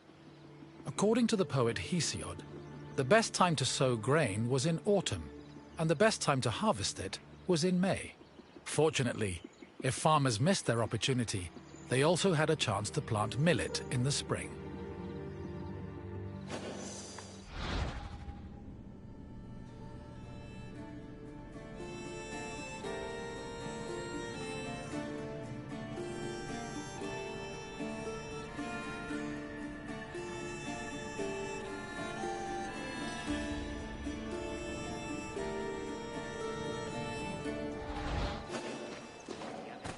Before planting in a field, the land needed to be plowed a total of 3 times. Once in the spring to remove weeds, again in the summer to aerate the soil, and a final time in the winter to plant the seeds in the moist earth. The plow was pulled by 2 oxen, while the sowing of seeds was done by hand. After the seeds were planted, a boy turned the soil with a hoe to protect them from hungry birds. Once the sowing was finished, the farmers waited for winter rains to irrigate the field. They also prayed to the goddess of agriculture, Demeter, and her daughter Persephone, in the hopes of being favored with a bountiful harvest come springtime.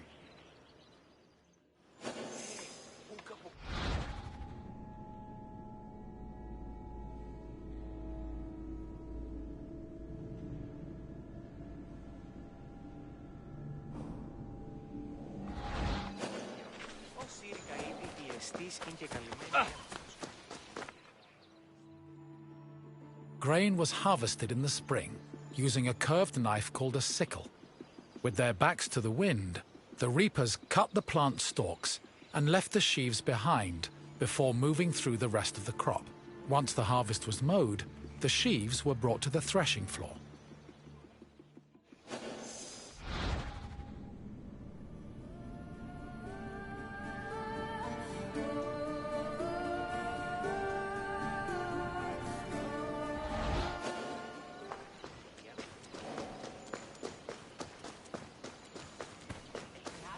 Animal husbandry was an important part of Greek agriculture. Farmers usually kept cattle, donkeys, sheep, goats, pigs, dogs, geese, and chickens. The animals mostly fed in pastures, but could also eat some of the farm's harvested grain, as well as damaged fruit and residue from olive oil and wine production. Livestock had several purposes. Their manure was used to fertilize the fields, and their grazing helped remove weeds. Arcadia was a mountainous region believed to be the home of the god Pan, so farmers were more likely to keep sheep and goats than cattle.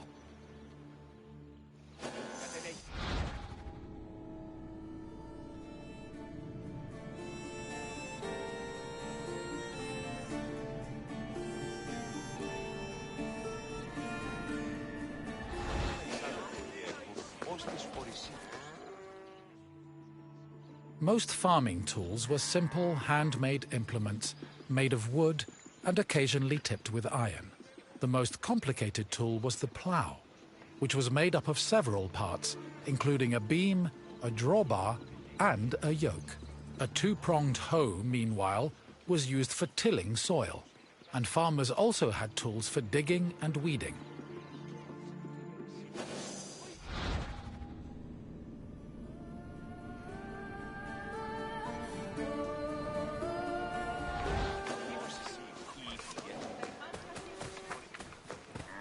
After the sheaves were harvested, workers brought them to the threshing floor to extract the grain. Oxen or donkeys were hitched to a post in the center of the floor and guided around it, while workers threw sheaves under their hooves. The animals, stomping, forced the grain kernels out of their casings. Afterwards, the kernels were collected for the winnowing process. Winnowing helped separate the heavier grain seeds from the chaff. It began with using a wooden shovel to toss the grain. While in the air, the wind blew away the lighter chaff, leaving only the heavier grain. To remove the remaining chaff, the grain was tossed in a wooden basket called a lignon, which filtered the grain until only clean kernels remained.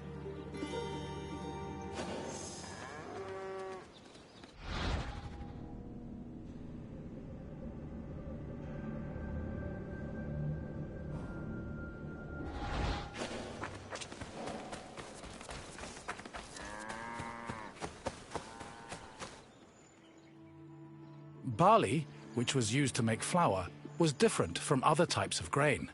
Threshing was not enough to separate the barley from its husk, so instead, it was roasted in a specialized tool called a frigatron. After the barley was roasted, it was pounded with a mortar and pestle. The pounded grain was then ground into a meal using either a hand mill or a hopper mill. Grinding was boring work, so workers often lightened the mood with a mill song. Once the barley was completely ground, it was sieved using a wicker basket called a koskinon, making it ready for use.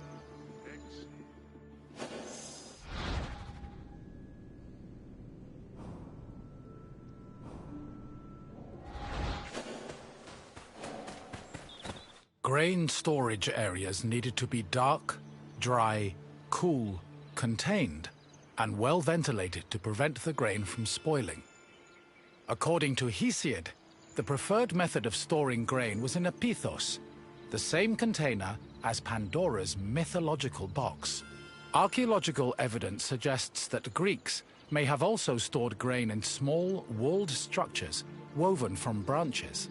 Farms generally needed to store enough grain to sustain themselves for the year and seed corn for the next. Any surplus was either stored for a lean year or sold to markets for profit.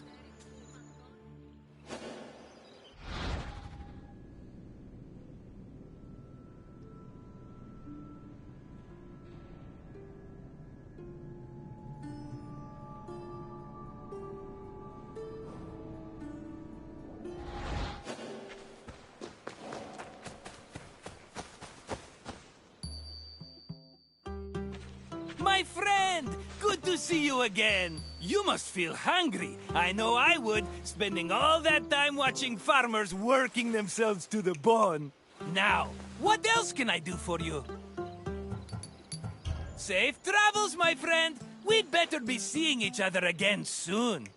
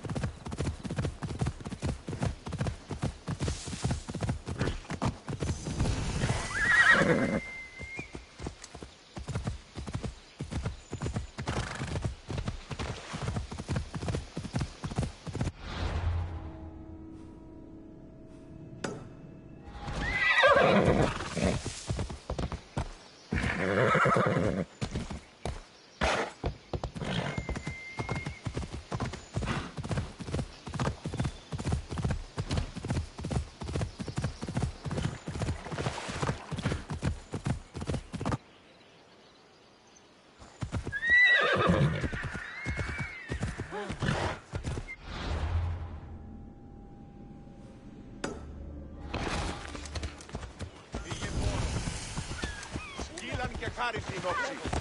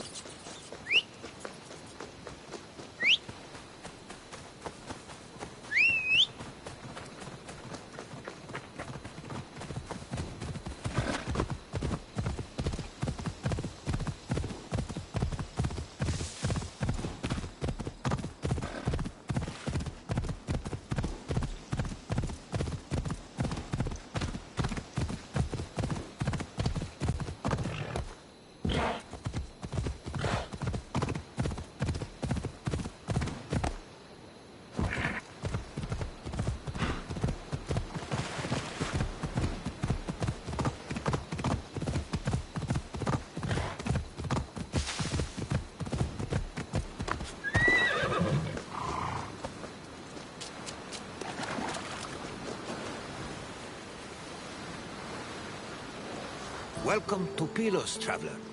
This area, along with the nearby island of Sphacteria, were important battlegrounds during the Peloponnesian War. I always find it a shame that such lovely-looking places were exposed to so much violence. It's difficult to take pleasure in relaxing on the sand, knowing how stained it is with blood. The Peloponnesian War was a great conflict between rivals Sparta and Athens. It lasted many years and cost a great number of lives on both sides. The battles of Pylos and Sphacteria occurred almost one after the other, and culminated with one of the most surprising outcomes in the entire war. But I will not spoil it for you. You'll have to experience it on your own. I'll wait for you at the end of the tour.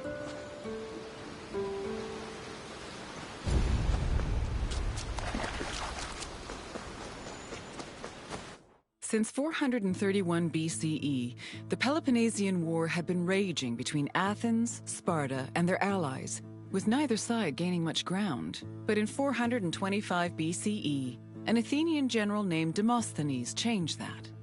After a storm forced his fleet to stop in Pylos, Demosthenes realized a military presence in the area would give them an advantage against Sparta. Unfortunately, the fleet strategists did not believe him, and left Demosthenes in Pylos with 5 triremes and 1,000 men.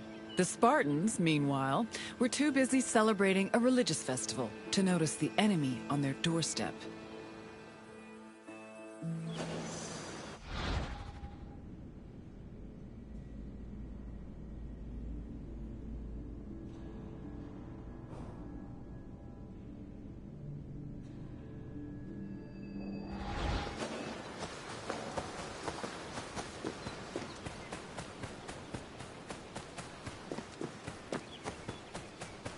Once Sparta discovered the Athenian presence on Pylos, the Spartan king Aegeus mustered his troops and fleet.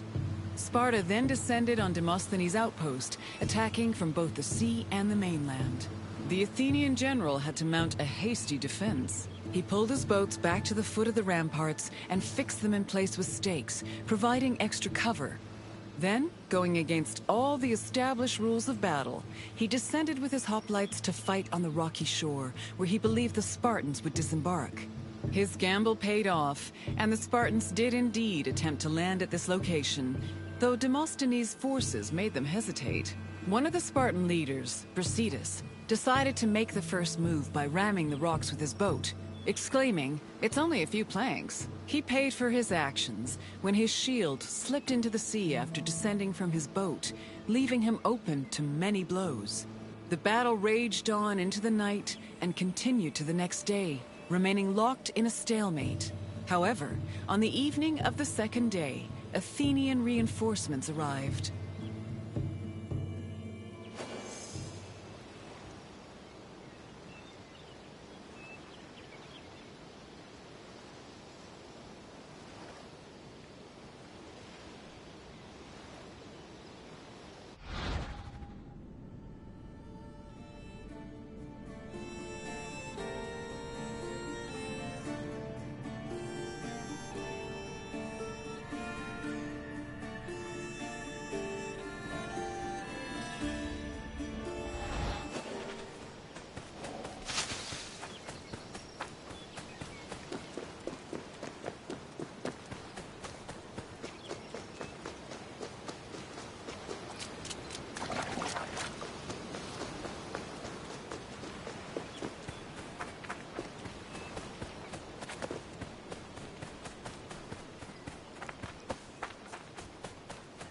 The sudden arrival of the Athenian fleet stacked the odds in Athens' favor. The fleet decided to hold off their attack until the next day, when they swarmed the Spartan ships. They successfully captured 5 enemy ships and damaged many others, cutting off access to the nearby island of Sphacteria. Then, to add insult to injury, the Athenians raised a stake hung with weapons they'd captured from the Spartans, including the shield of Brasidas. Meanwhile, the 420 Spartans on Sphacteria were trapped, and Sparta was completely helpless to rescue them.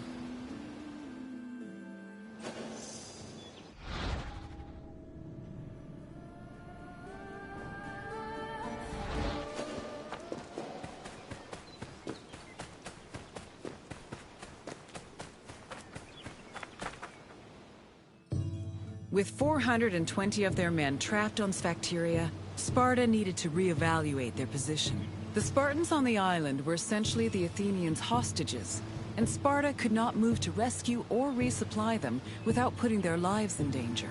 In an effort to save the trapped soldiers, the Spartan leadership negotiated an immediate truce with the Athenian strategists. Sparta agreed to hold back its fleet and halt their attacks on Pylos, and in return, the Athenians permitted them to send supplies to their men.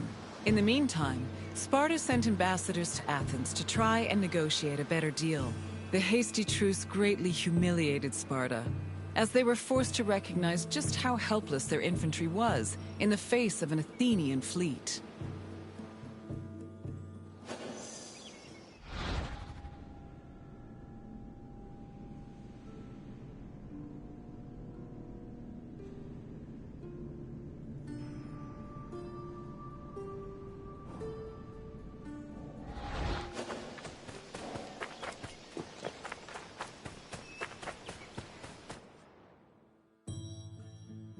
To bargain for the safety of their men, Sparta sent ambassadors to Athens to propose a cessation of hostilities. The ambassadors tried to emphasize that their situation was not a result of strategic incompetence or lack of strength, but rather plain bad luck.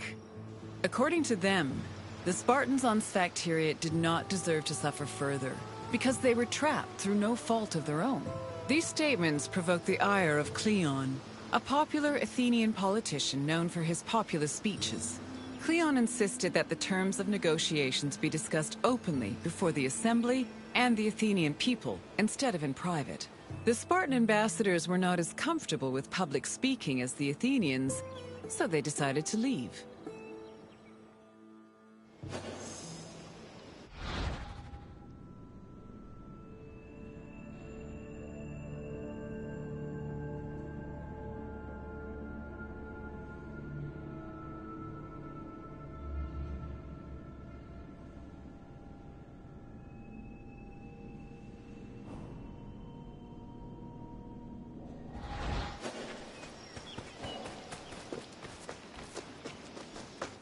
Following the failed attempts of the Spartan ambassadors, hostilities resumed. Back in Athens, Cleon took matters into his own hands. After being elected general, or strategos, he left to join the ongoing battle, accompanied by javelin-armed infantry and archers. With renewed strength and numbers, the Athenians landed on Sphacteria and engaged their enemy. The battle was hard fought, but they eventually managed to surround the remaining Spartans. It was then that Cleon invited the Spartans to surrender, as he hoped to return to Athens with prisoners.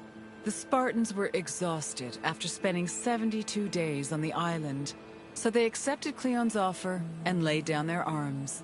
A Spartan capitulation had previously been unheard of, and the news of their surrender echoed throughout Greece like thunder.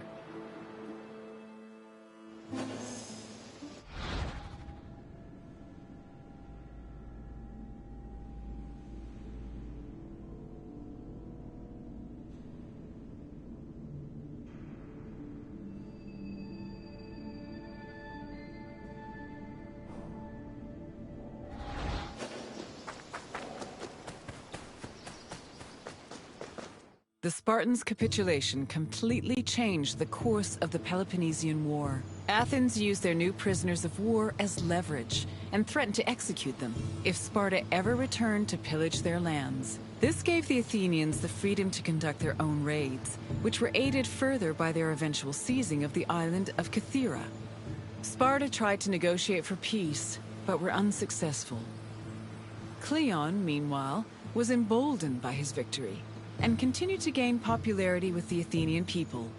Popularity that translated to power.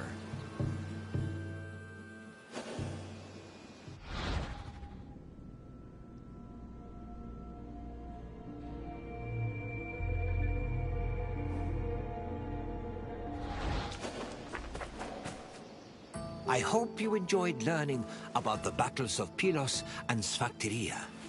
The battles were hard fought by both sides, but Athens' victory gave them an enormous boost in morale. It encouraged them to be more aggressive. and it was some time before Sparta recovered from the aftershocks of their historic surrender. Now, is there anything else you'd like to do? Then I will say farewell. Though I hope our paths will cross again someday.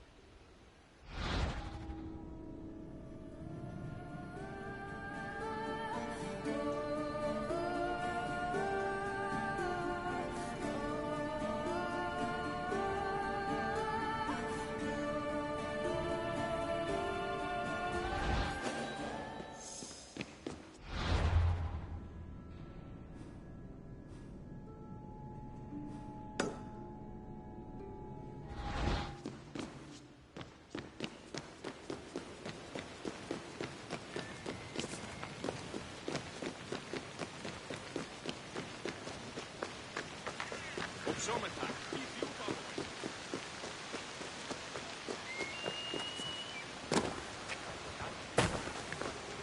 Είτε το κρατήστον ή η ευλογή της και την πόλη του άφατα. Το καλόν είναι και το ιόν.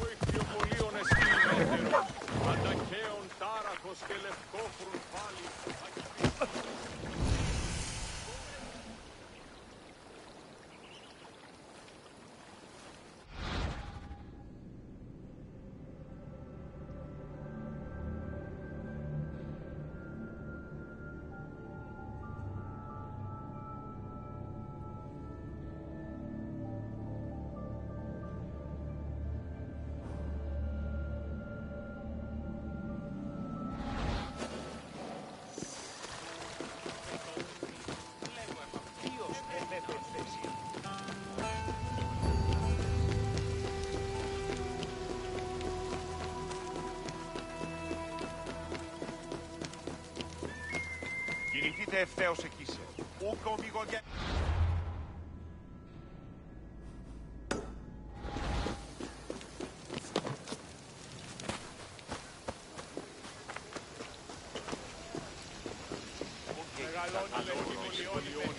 Αληθές εσύ. Στο άρτιον κνήμα. Αλλά εμπορουδείτε ή μεταπράττουν να πωλήσει. Περί τίνων κοσμημάτων συνηλέγεις, ποιο...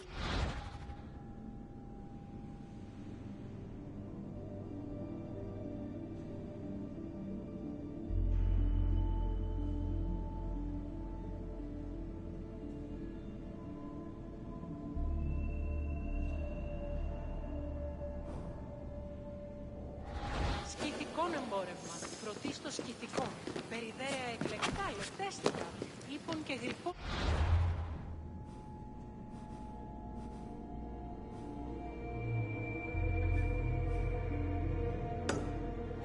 Μυθόδες, αλλά ανήσυχος.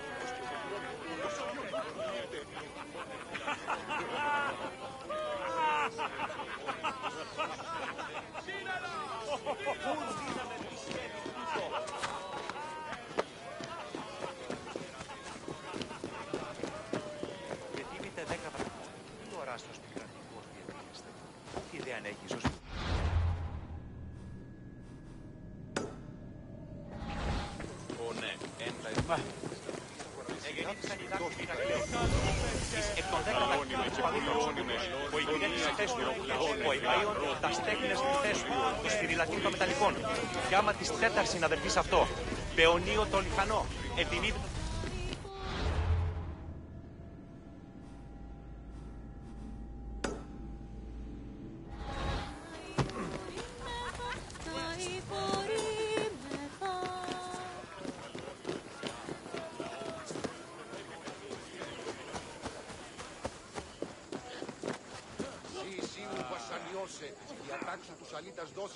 Ενισχυρών πλήγμα, τιμωρήσω άπαντας, ουδεμίαν απίθεια, ουδεμίαν. Την ικάδε ενίκη νίκου το είδε και είπε. Κάλιον τον Μιστhios Ιδίως εκείσε, ούκη μογέ, ουδήσιμον τους έμαυνος, ουδίστος σου το αδύναμος εστί, όγιαστος εγώ ετάχαρίστους. Απεδόγουν σέβας οίκιστον. Ούτως υπήν πανάκριβον συντηρημένων. Άλλος εις αλέκτορος Κίνησε αυτό, κίνησε αυτό. Μέρη μηθύνος πατρός πέθηκα. Μη δεις ο πνηρός όλα. Μιλή, δείξετε η νύχτας αρετάσιμον. Άλλος εις αλέκτορος. Τι, αναμένεις παρεμούει να πεις το σώμα είτε εν μουσική, εν ρυθμότην. Ορώ εμάς ως περτουσέ μουσική.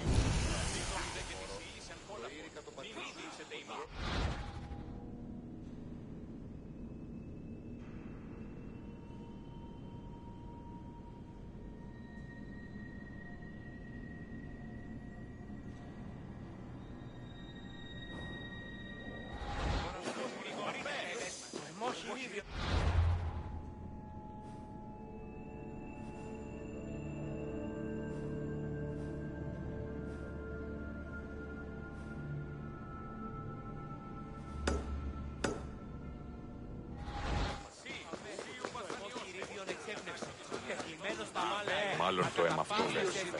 Ήλοι, εσύ η τιμιότερη ανατιμηθήλιο. Αληθώς και εστέ ο άντρες, ο κράτης και κάνει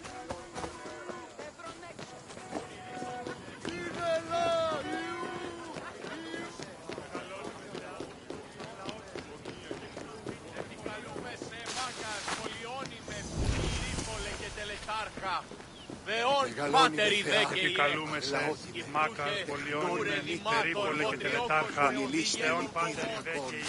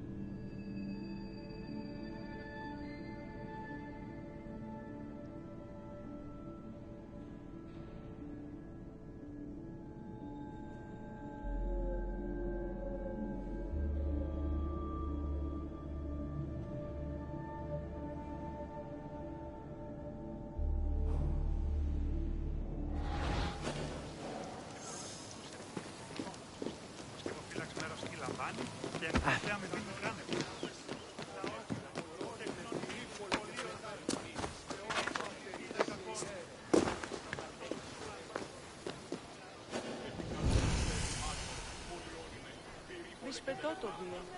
Λέγω εμ' αυτό.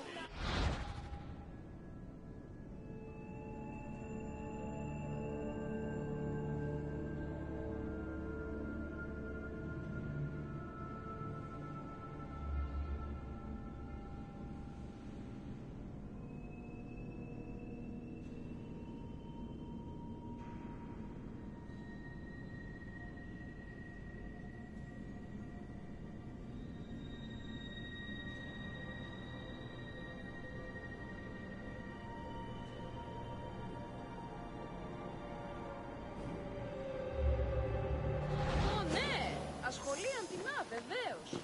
Τι είναι η μιμήκη στα γέννη της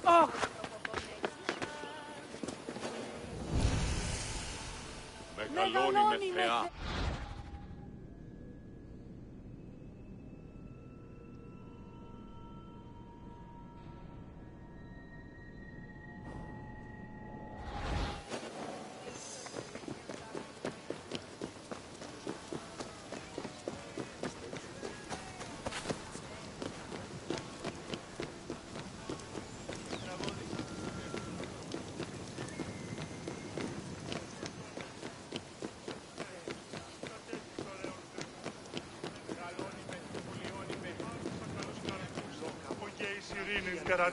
Θεά εύδρομε πέμπης εις ωραίων κεφαλάς, νόσουστε και άλγη.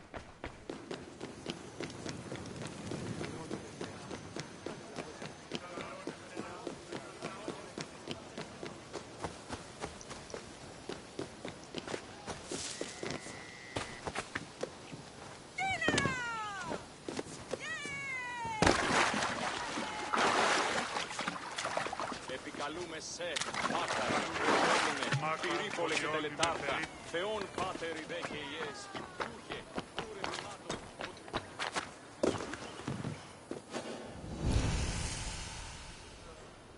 Ιου, Ολύμπιοι σύμπετε μου εισέτη κι αν κλέπτης.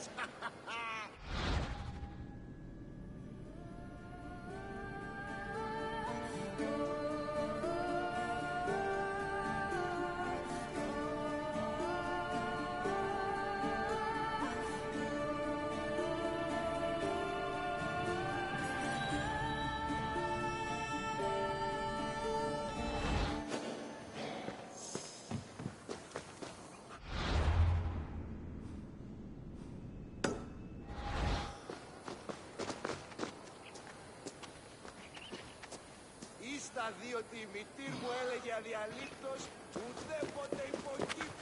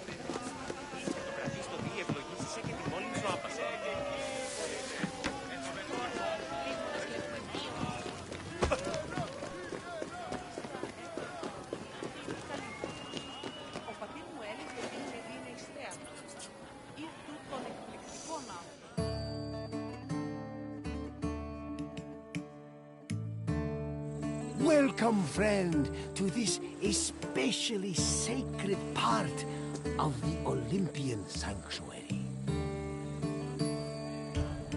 My name is Varnavas, and I am a ship captain. Don't be fooled by my scarred eye. Though I've seen my share of combat, I mostly stick to trading these days. Well, trading and introducing visitors like you to wonderful sights like this. This place is practically vibrating with divine energy. I feel like if I look over my shoulder right now, Zeus will be staring back at me.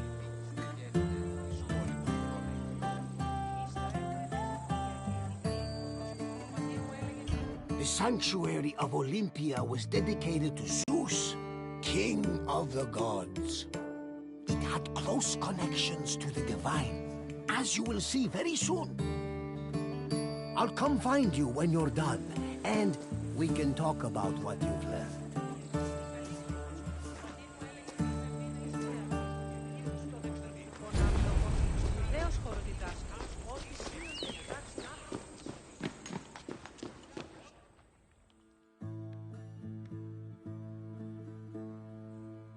This workshop was built for the renowned sculptor Phidias after his work on the Acropolis of Athens.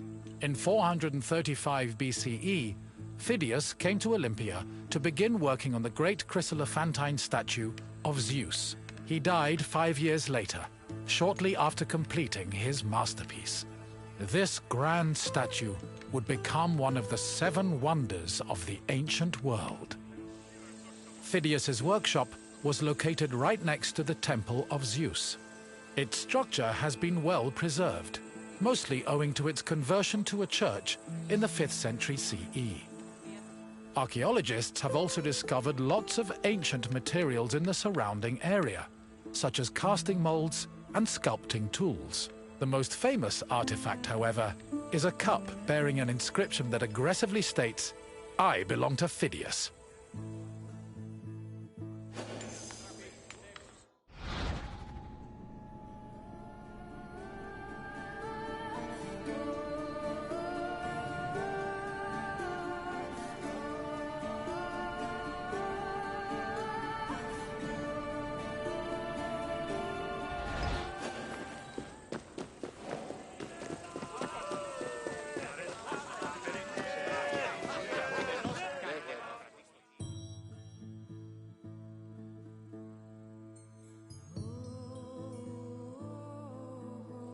On the 5th and final day of the Olympic Games, victors attended a ceremony where they were crowned with olive wreaths and showered in flowers.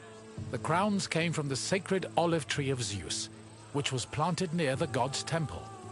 A young boy trimmed the branches with a golden sickle before giving them to the Hellanodikai to turn into wreaths. After the crowning ceremony, it was time for great feasting and celebration.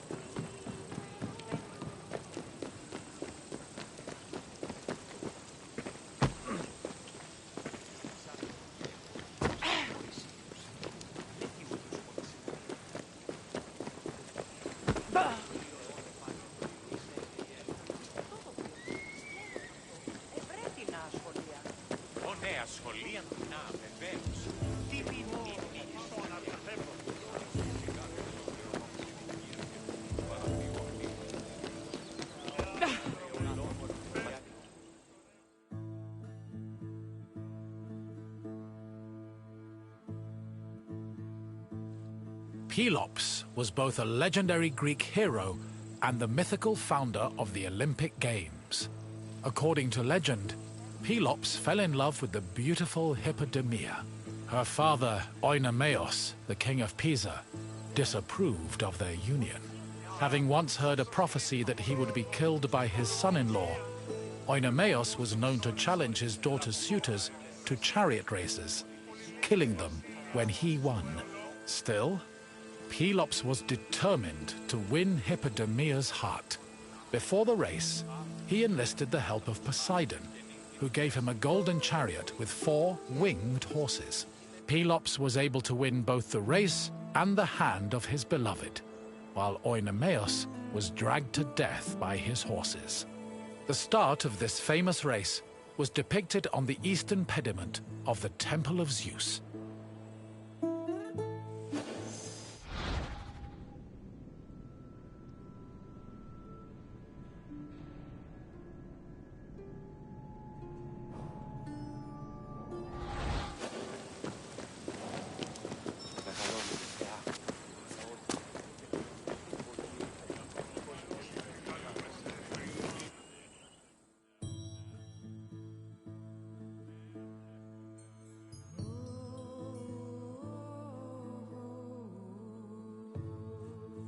The Heraion was a temple dedicated to Hera. It is one of the oldest temples in the sanctuary, dating back to approximately 590 BCE. The structure included columns painted with images of women who won the Heraia, an athletic competition made up of running events. Every 4 years, 16 women were chosen to make a veil dedicated to Hera. These women also organized the competition, though they did not compete in it. The Heraia was unique for its focus on female athletes, in contrast to the male-exclusive Olympic Games.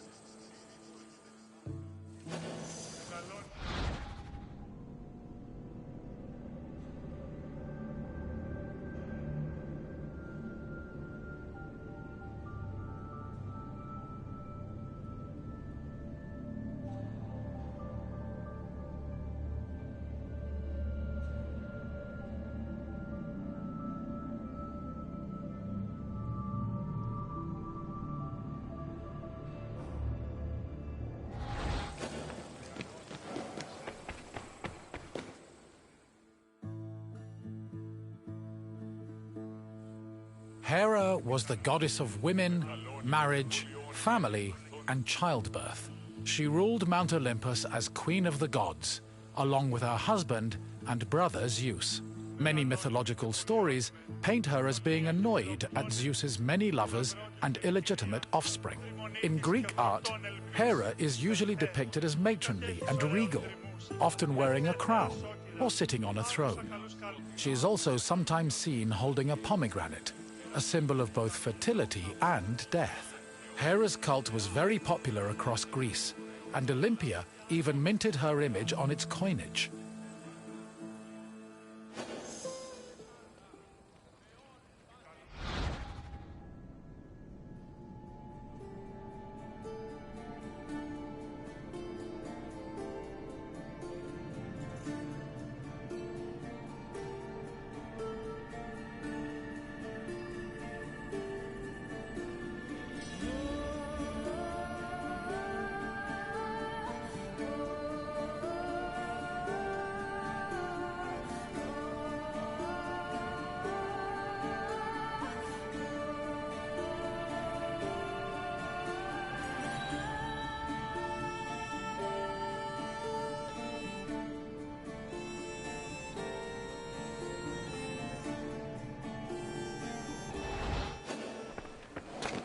Επικαλούμε σε, Μάκαρ, πολιόνιμε, πυρήπολη και τελετάρχα.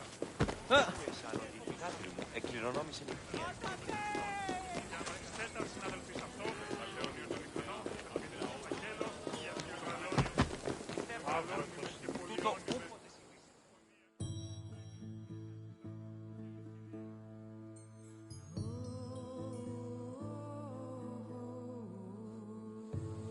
One of the highlights of the Olympic Games was a ceremony that took place on the 3rd day of the festival.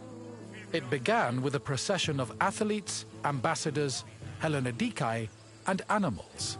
The group made their way around the Altis, until they arrived at the Temple of Zeus. Then the animals were brought in front of the altar of Zeus and offered as a sacrifice. This sacrifice was known as a hecatomb, a word that originally described the sacrifice of 100 oxen. During the hecatomb, the bones and legs of the animals were burned and carried to the top of a mound of ashes from previous sacrifices. Meanwhile, the meat of the animals was saved for a large banquet held later in the evening.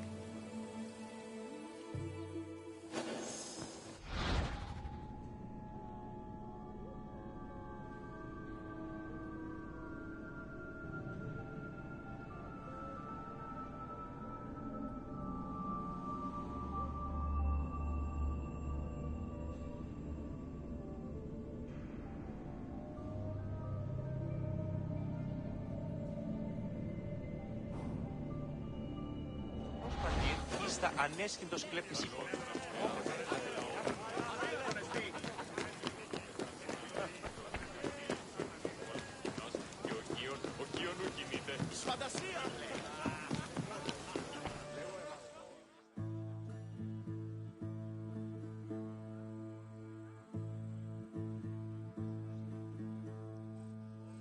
The Olympic Games were dedicated to Zeus, and all the ceremonies and events were hosted in his honor.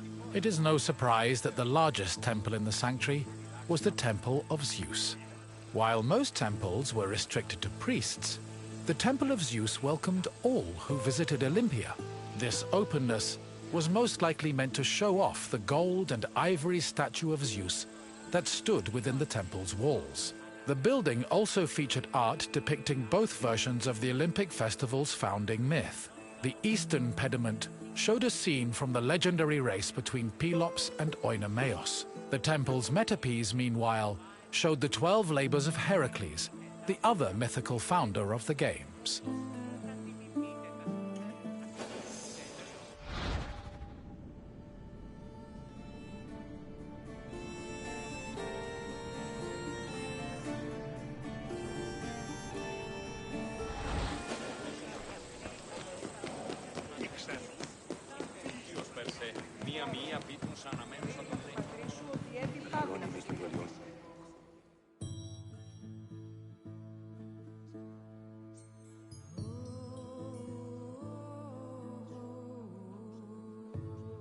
Zeus was the god of sky and thunder, and king of the Olympians.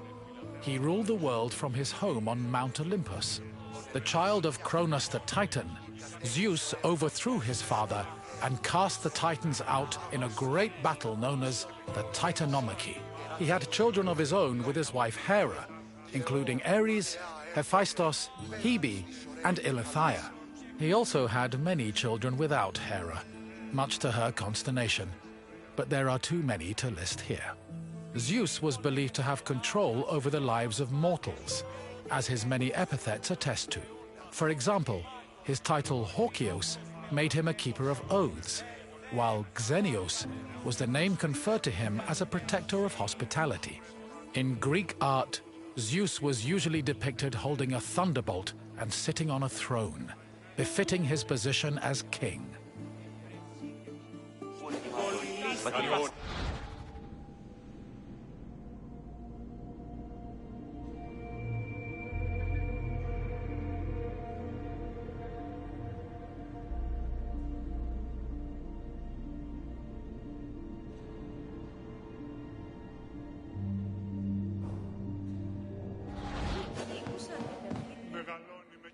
The Temple of Zeus was home to the chryselephantine statue of Zeus, one of the 7 wonders of the ancient world. The statue, made of gold, ivory, and wood, was sculpted by the renowned artist Phidias. At 13 meters tall, it was as impressive looking as it was difficult to maintain. Oil was used to protect the wood and ivory from cracking and to prevent general decay. While the statue does not exist today, it was thankfully described by Pausanias in great detail, so its legacy lives on.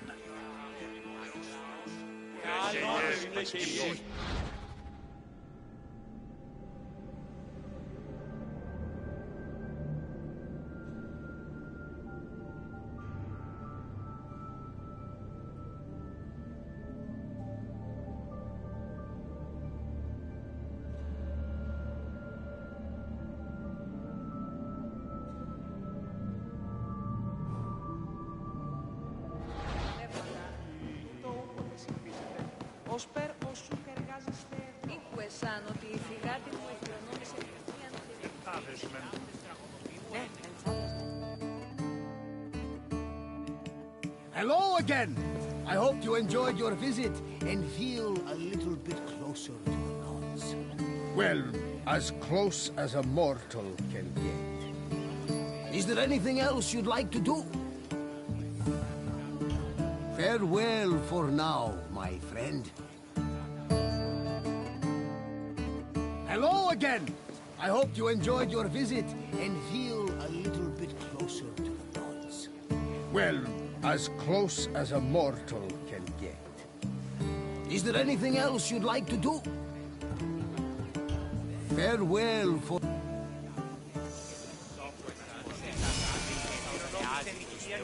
Θεοκλητώσει ούτως ώστε η πατήρ της προϋποθέτει μη ο αρτιγενής Υιός ανατραφής γίνει.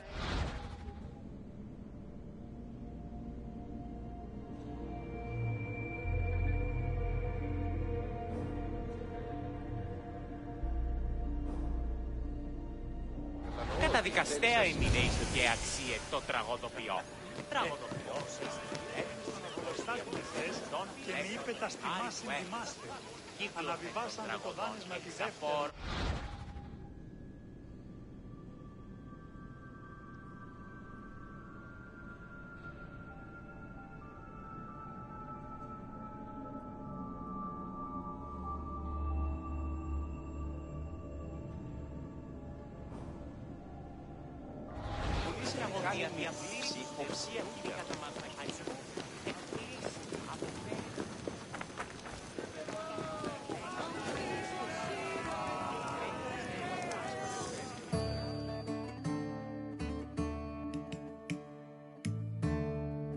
Hail, friend, and welcome to Olympia, home of the Olympic Games. I've often dreamed of competing in the Games. If my sight was better, my legs and arms were stronger, and my coin purse was fatter. But that is not what the gods want, so I continue making the best of the path they've laid out for me.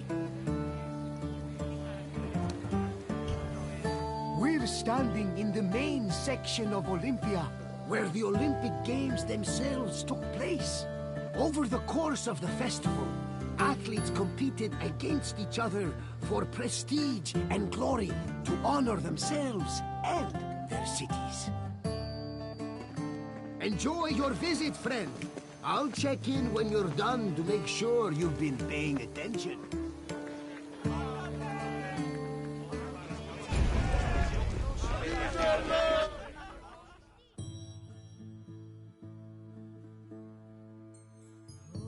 The first day of the Olympic Festival began with a swearing-in ceremony for the participating athletes, trainers, and judges. The ceremony took place in front of the altar of Zeus Horkios, or Zeus of the Oath. Athletes would swear that they would follow the Olympic rules, while judges promised to be fair and unbiased. Then the competitions began, starting with a contest between heralds and trumpeters over who would have the privilege of announcing the games. The first day's athletic competitions consisted of wrestling, running, and boxing events for the youngest athletes, aged 12 to 18.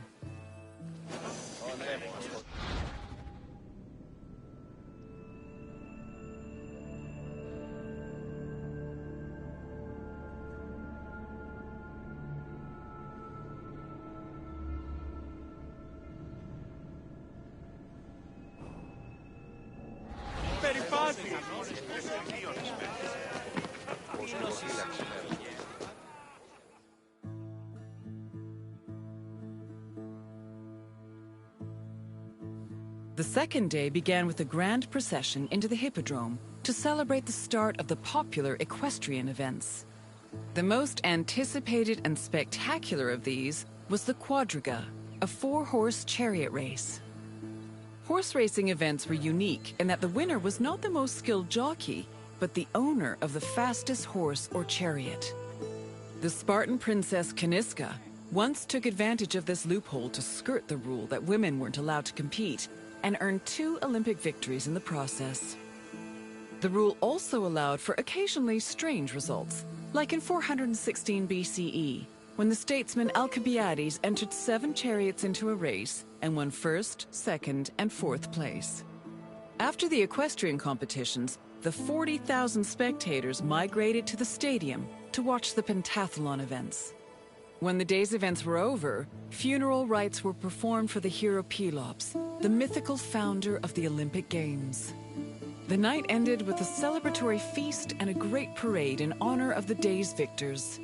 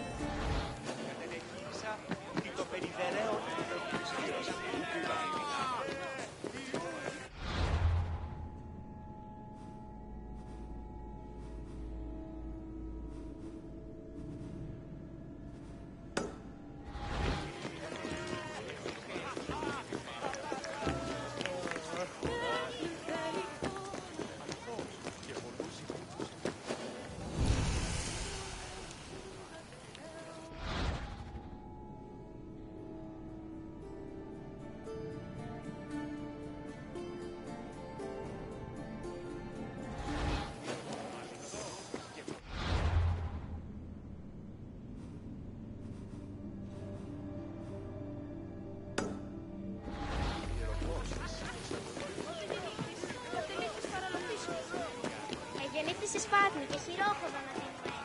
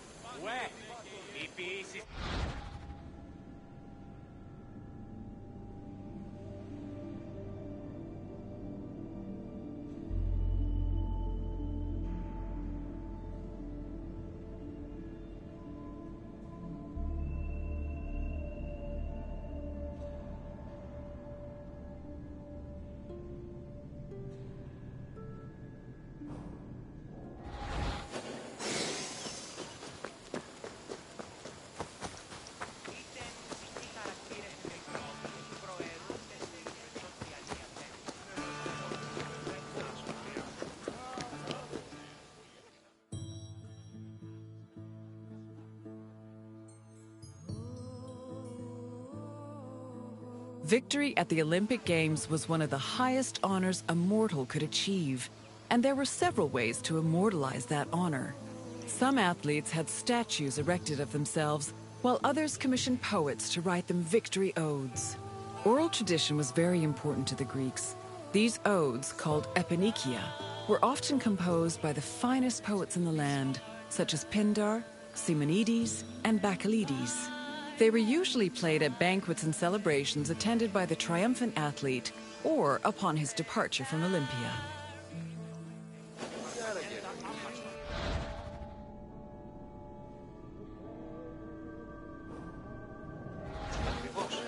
Ήρθατε κρεμάμινοι ως σημάδια στα γονορροούντα.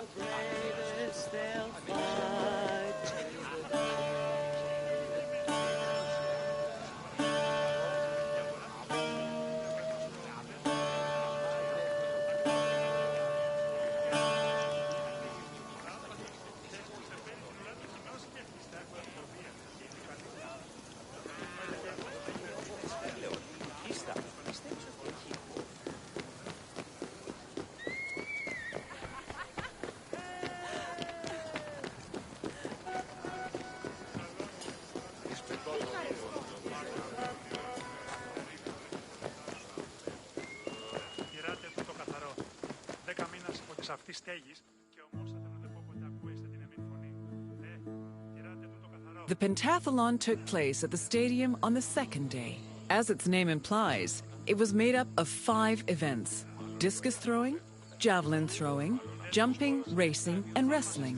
There are several differences between the ancient version of events and their contemporary counterparts. For example, ancient long jumpers held weights in their hands to give them momentum to launch, since there was no run-up before the jump. Similarly, if an athlete won the first 3 events, they were immediately declared the winner, instead of being judged by their overall performance in all 5 events. Running events work the same as they do today, with the notable exception of all the athletes being nude. As for wrestling, competitors were not divided by weight class as they are today, but instead by age. The winner was the first to throw his opponent to the ground 3 times.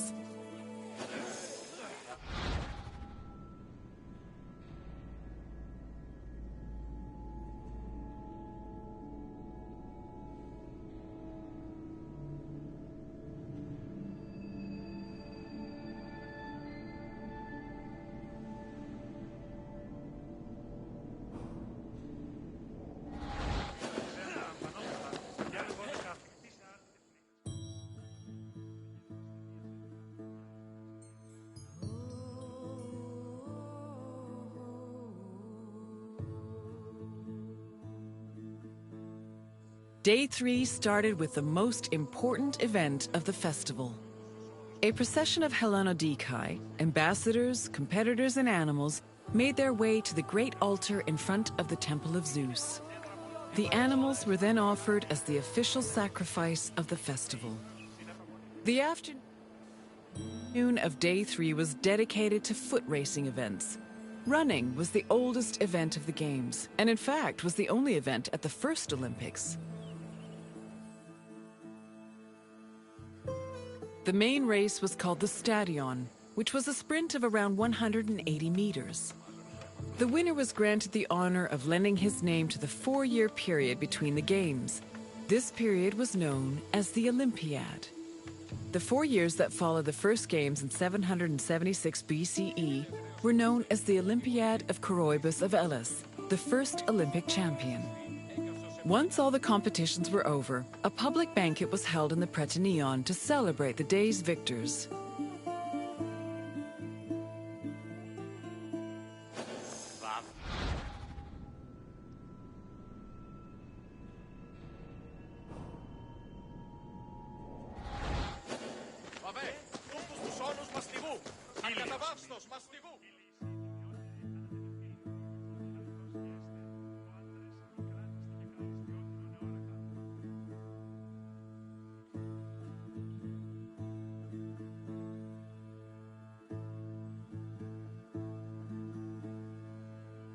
Day 4 was mainly for combat events. Wrestling matches were held in the morning, followed by boxing and pankration.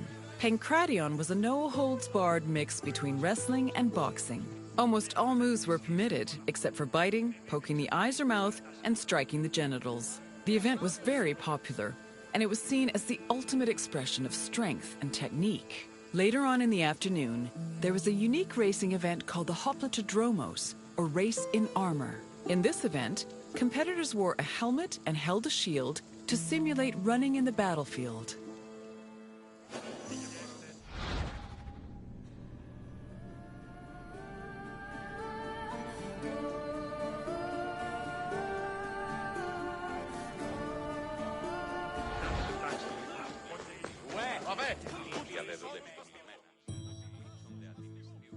The Hellenodikai, or judges of the Greeks, were both the game's adjudicators and their organizers.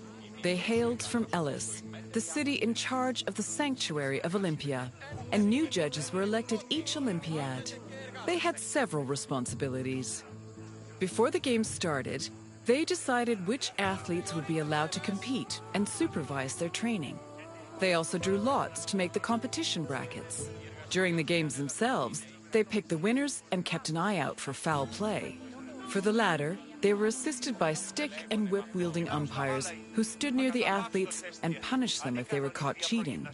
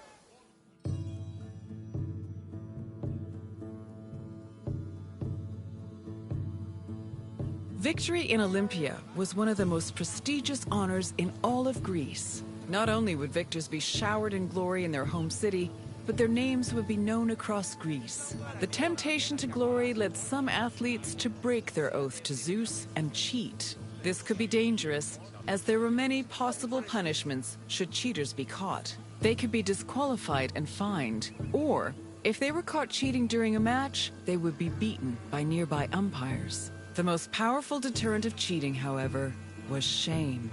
At the foot of Mount Kronios, and on the way to the stadium, were a group of bronze statues called Zanes, the plural of Zeus. These statues were inscribed with the names of the cheating athletes, how they cheated, and the fine that was imposed. The Zanes, which were funded by cheaters' fines, were strategically placed to be highly visible. Individuals or even entire cities could be found guilty of cheating.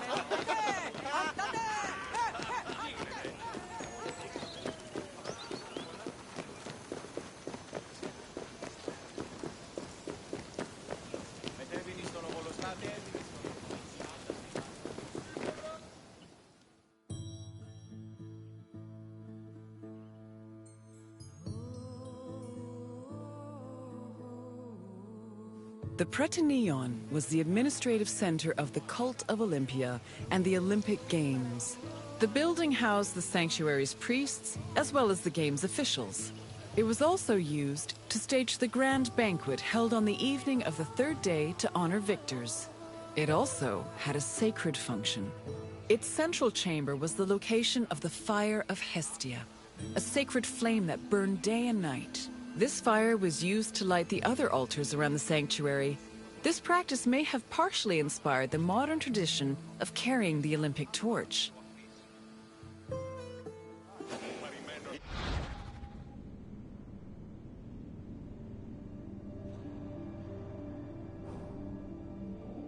Η τραγωδία διαφθείρει τους νέους και ούτε καταμαλθακίζονται.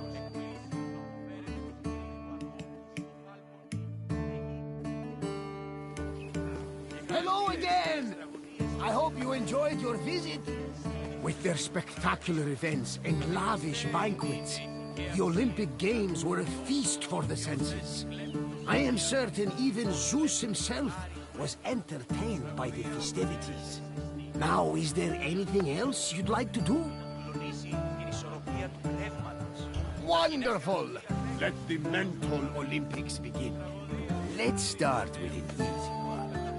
Which notable woman won an event in the Games? Correct! She won 2 equestrian events thanks to her savvy horse purchases. This next question is slightly more challenging. Which of the following is not a famous Greek poet?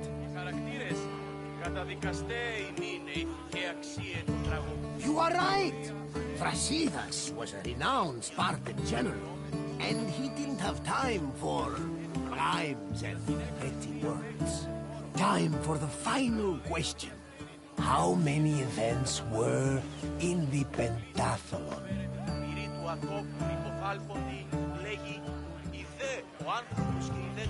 Yes! The Greek word for pende means 5, and the Pentathlon had 5 events. Well done, my friend! You truly possess a sharp mind.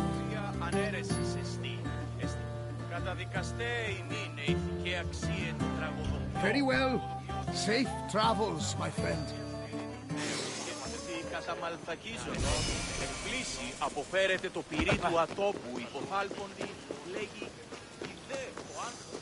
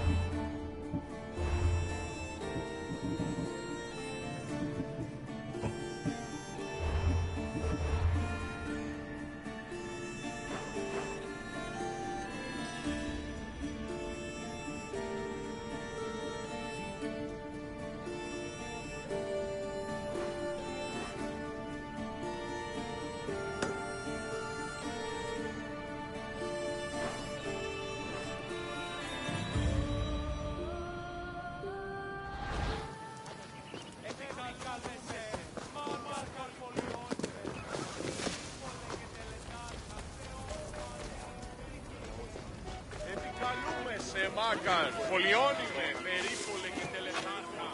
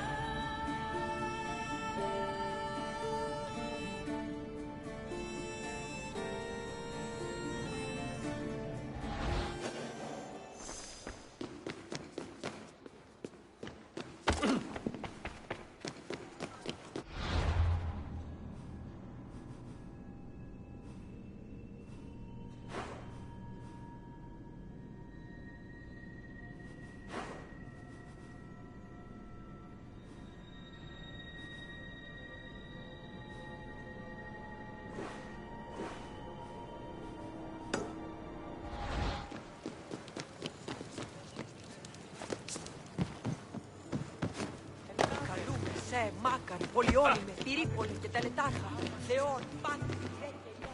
Επικαλούμε σε, μάκαρ, ήξε.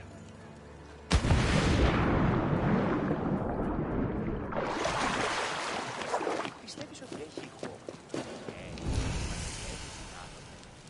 Έχει μάλα μέγαν κτύπων εκεί και τον σφετέ.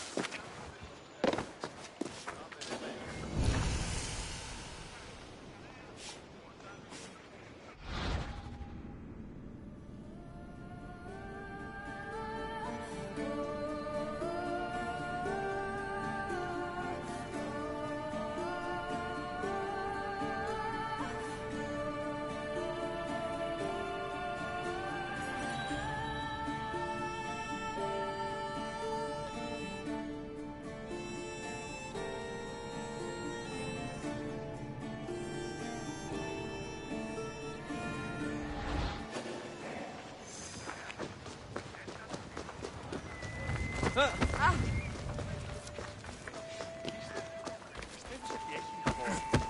Ναι, οι θεοί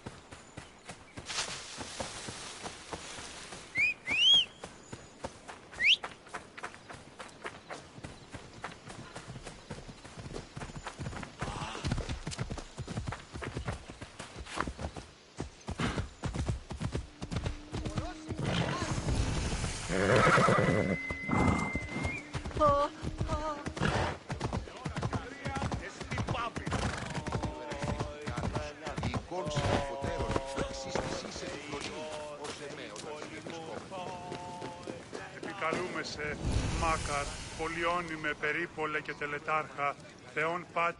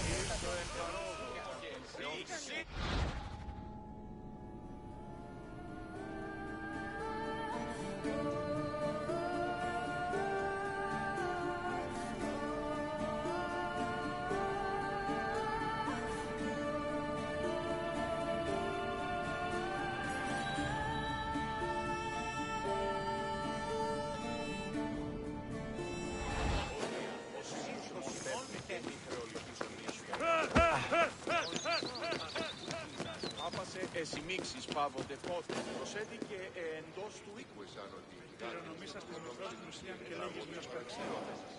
Welcome, visitor, to where Spartan boys become Spartan men. I can't help but be reminded of the boy I used to be. I wonder what that boy would think if he saw me today. Would he be proud? Intimidated? Or would he pity the tired old man standing in front of him? But such thoughts are meaningless. Let us move on. The Argogi was Sparta's strict education system. The strenuous regimen took in the young boys and then reshaped them until nothing was left but the strength, intelligence, and resolve of a perfect Spartan citizen. I will find you once your visit has ended, and we will talk further. Until then, visitor.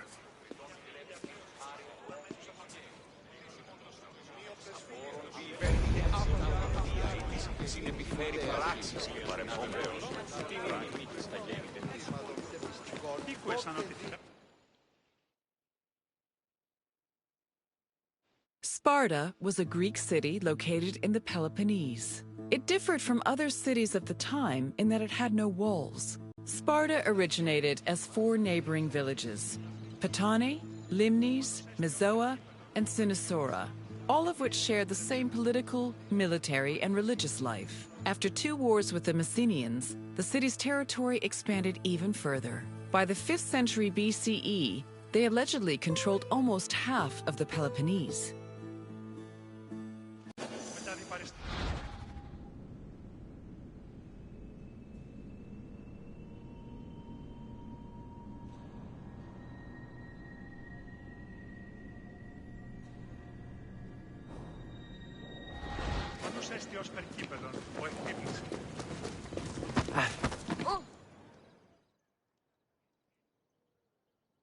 The Agoge was the military training and education program undergone by Sparta's male youth. grooming men for war was one of the city's main priorities. Boys began their training at the young age of 7 and completed it when they were 30.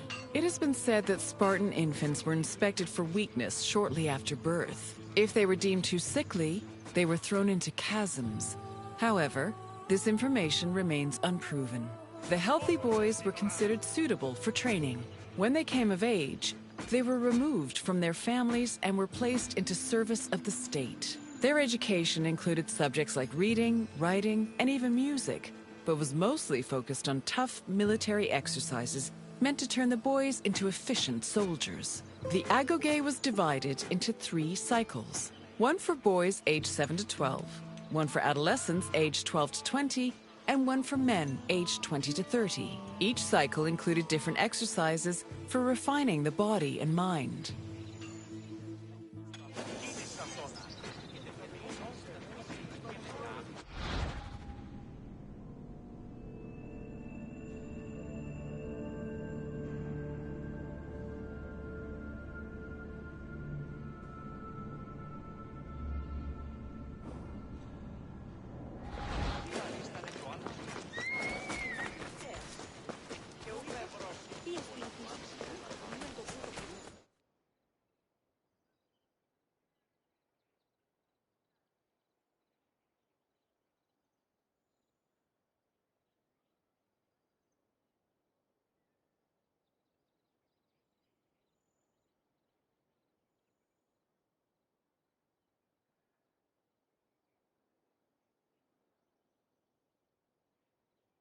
Sparta played a large role in defeating the Persians during the Greco-Persian Wars in the 5th century BCE. They held their king Leonidas's glorious death at the Battle of Thermopylae in particularly high esteem. Because Leonidas was killed in battle, Sparta believed he died a good death and showed incredible bravery, qualities to be held as a model for all Spartans. This idealized bravery was embedded in the city's collective memory and was the main quality people strove for in the agoge.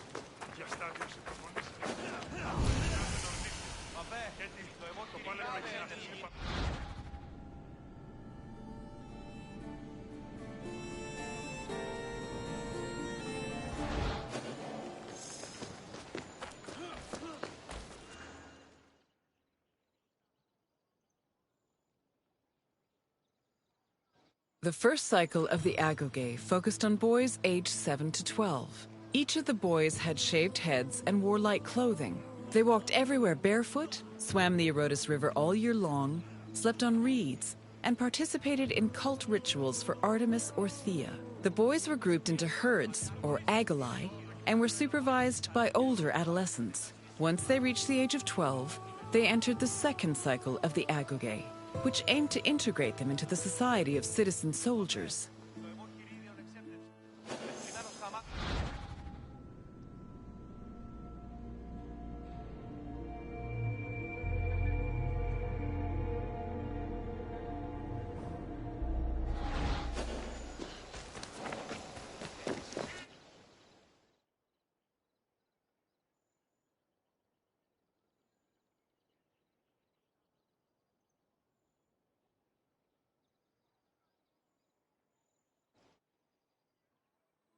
The agoge's second cycle included boys aged 12 to 20. When they reached the age of 20, the young men were dubbed Erines and could officially serve as hoplites in the Spartan army. Until the age of 30, Spartan men lived in communal mess halls called Saskeneia.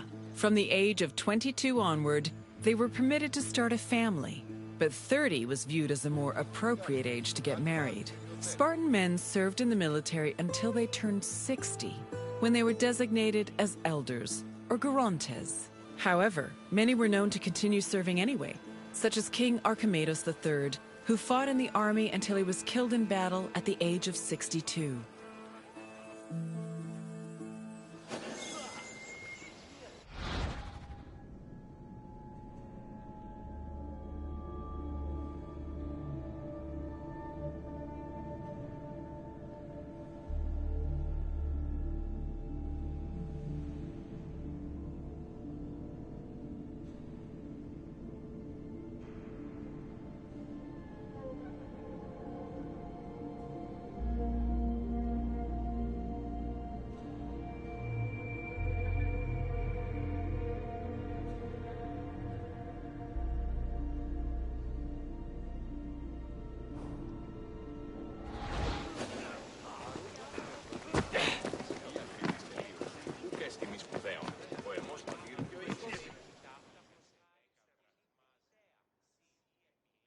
All adult male Spartans participated in communal meals called syssitia. The attending Spartans contributed different kinds of food on a monthly basis, in addition to a small sum of money to pay for meat. Each man was entitled to one portion of a meal, with the exception of the kings, who received 2 portions. Syssitia attendance was mandatory for every Spartan fortunate enough to be part of the group.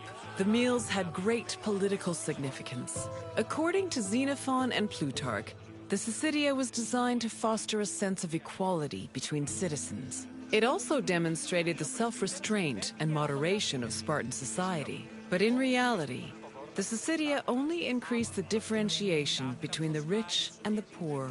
Those who could not afford to contribute to the communal food not only missed their meals, but also lost their right of citizenship.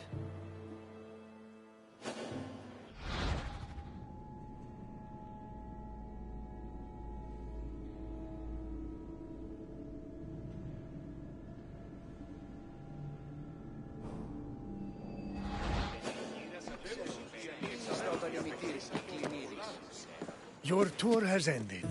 As you have seen, the eroge was not for the weak or faint of heart, but it did its job in producing skilled warriors and shrewd citizens.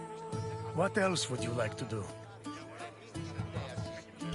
Safe travels, visitor.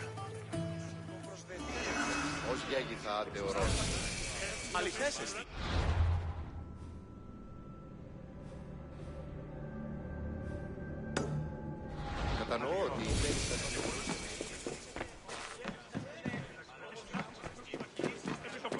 ήκουεσαν ότι η θυγάτηρ μου εκληρονόμησε ηλικίαν και τούτους παραθύου αυτή.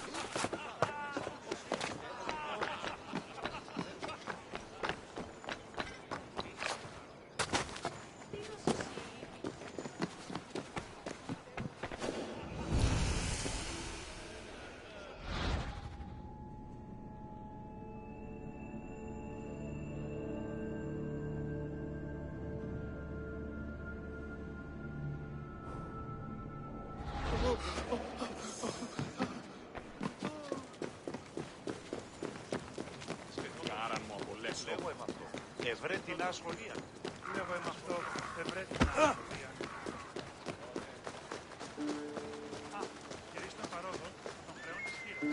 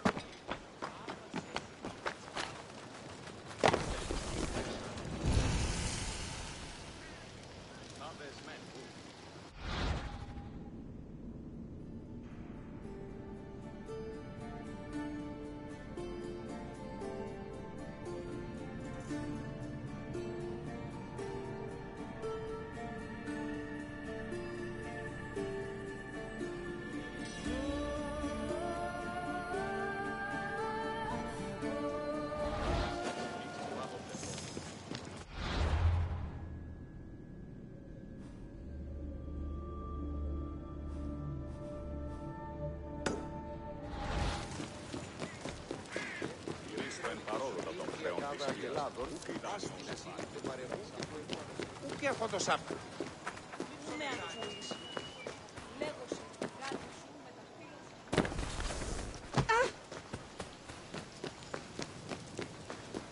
Ο ουρανός διηγείται ως πεστής.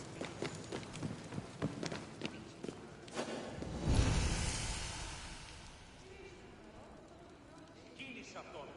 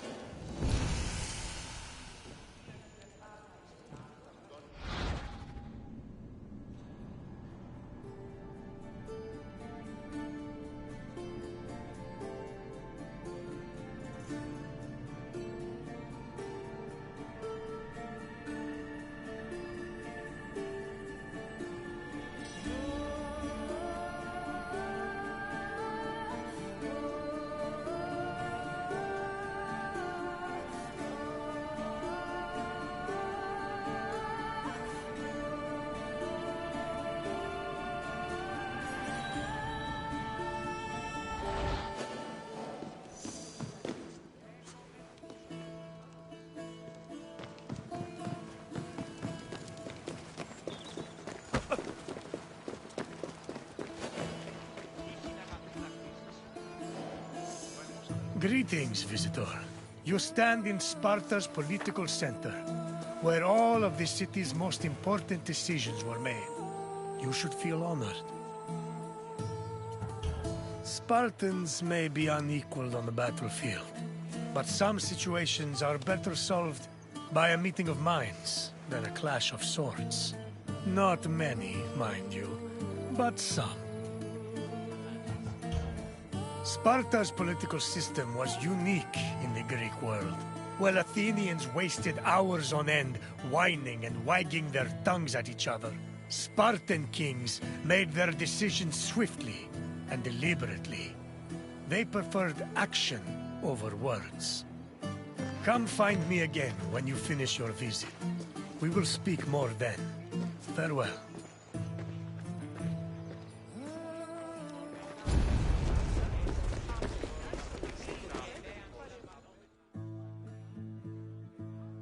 Sparta's political system differed from most of Greece's. One of its most distinctive features was that it was ruled by two kings. These kings belonged to two separate dynasties, the Eurypontids and the Aegeads, both of which were said to be descended from Heracles. Both kings shared equal powers, and disputes between them required the intervention of special magistrates known as ephors. However, if one of the kings were more charismatic or experienced, they could influence the weaker king's choices.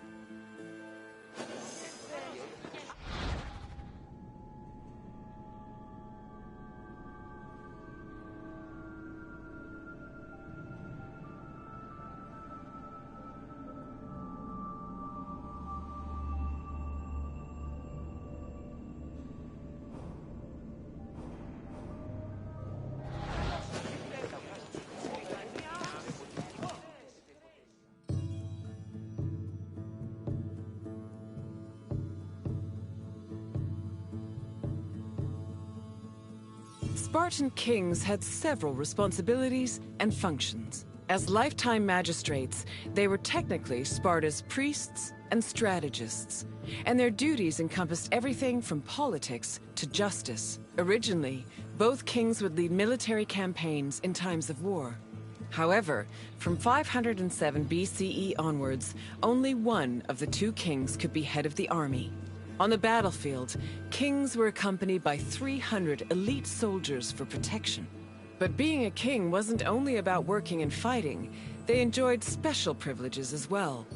Spartan kings lived at the expense of the city, owned royal estates in the surrounding Perioikic cities, and received the majority of the spoils of war. When they passed away, they were buried with special honors, and the population mourned them for a period of 10 days.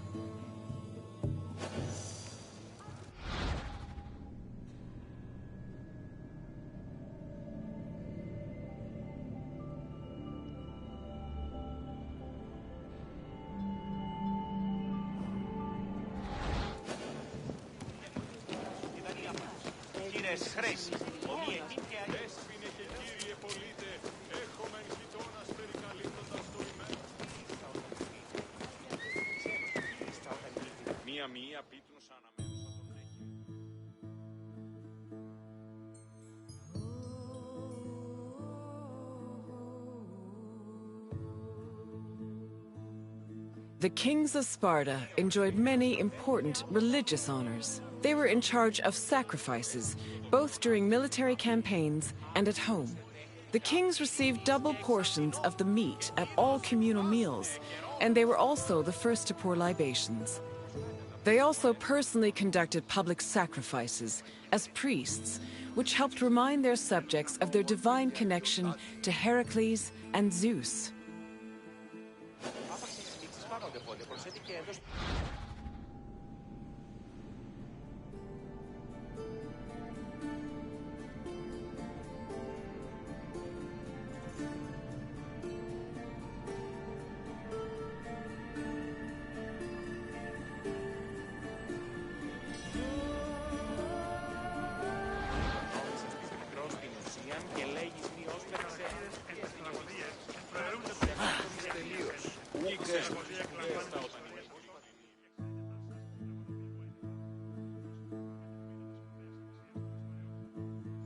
The ephors, or overseers, were 5 magistrates elected by the Spartan assembly.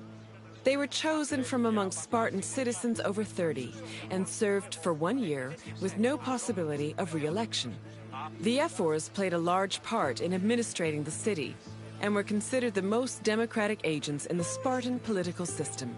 They had judicial power and ordered the dispatching of the Spartan army during wars.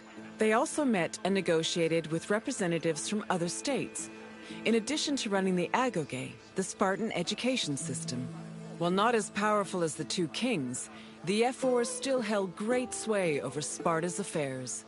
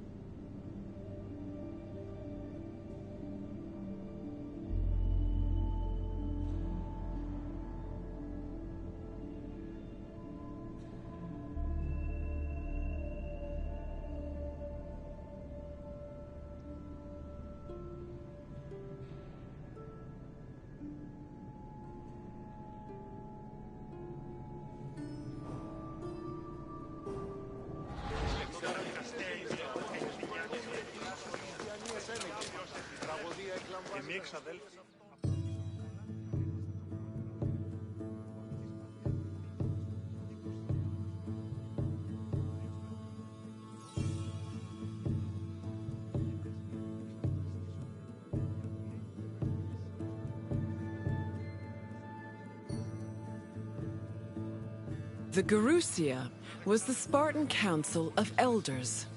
It was made up of the 2 current kings, as well as 28 elders called Gerontes. They were Spartan citizens over the age of 60, the cutoff age for military duty. They were elected for life by the Spartan Assembly. The Gerousia, similar to Athens' Boulé, handled legislative and financial matters. It could submit bills and motions to the Assembly, and could also cancel Assembly decisions with the power of veto. To ensure that the right of veto did not weaken the Assembly, ephors were introduced to keep the Gerousia in check and maintain a steady balance of power. This allowed Sparta to include more just elements in its political system.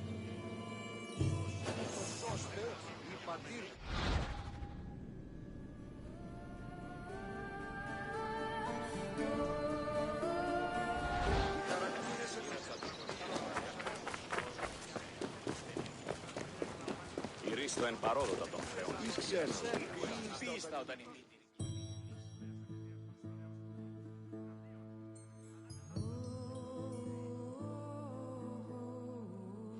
The Spartan Assembly, or the Apella, was made up of Spartan citizens who were over 30 years old. Its exact meeting place remains unknown, but it was presided over by a special member of the Ephors called the eponymous Ephor. The Apella had limited authority, since any decision it made could be overruled by the Gerousia. But thanks to the efforts of the Ephors, it still played an important role in Spartan society. The Apella dealt with topics like foreign affairs, war declarations, peace negotiations, and more. They also elected Ephors and Gerousia members, and could both grant political rights to foreigners and remove them from Spartan citizens. Unlike the myriad sources on the functions of the Athenian Assembly, the exact details of the Apella's decision-making process are unknown.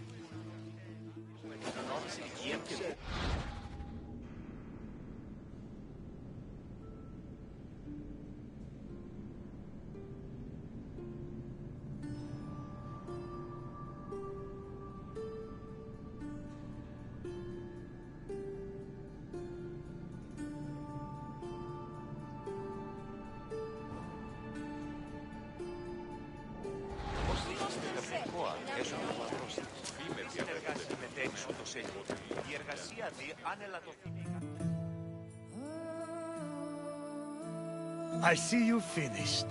I hope you feel more knowledgeable about the inner workings of Spartan politics. Our way of ruling was not conventional, to say the least, but it served our purposes well. What would you like to do? Farewell, visitor. May your travels be safe and carefree.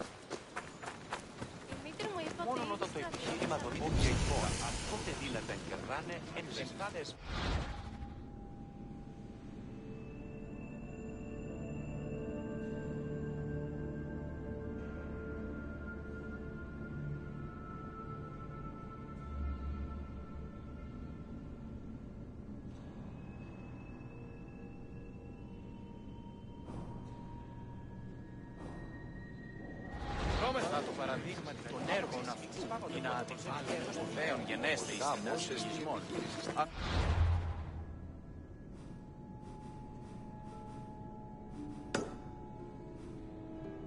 Είναι σταθεί ένα επιχείρημα βίου, η όρη ισχύ.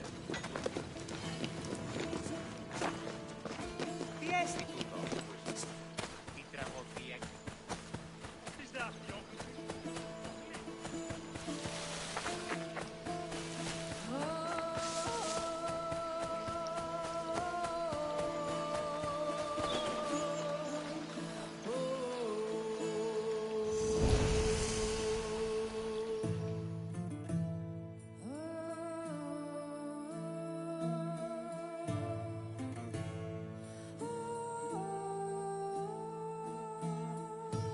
Welcome to Laconia, visitor. You're here to learn about Spartan society, yes? Then I won't stop you. Sparta is a glorious place, and you should feel honored to be here. Honored, and perhaps somewhat frightened.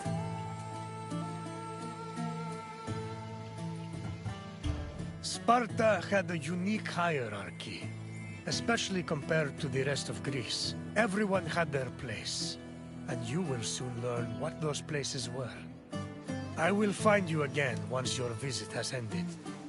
Until then, visitor.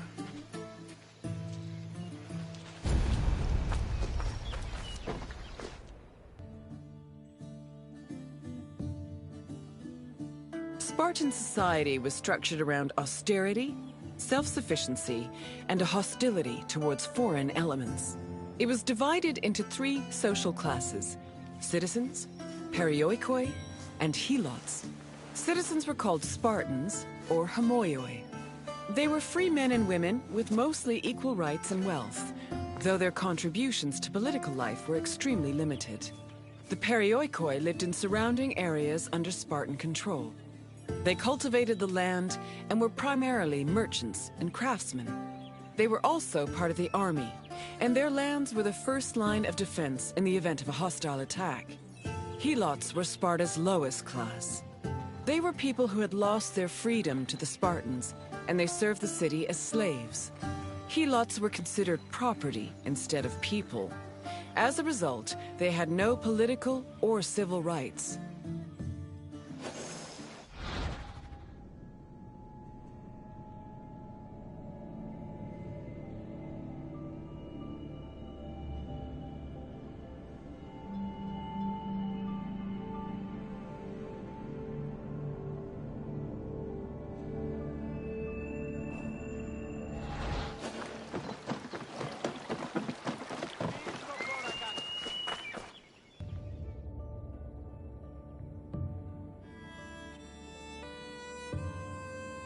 Helots made up the majority of Sparta's population.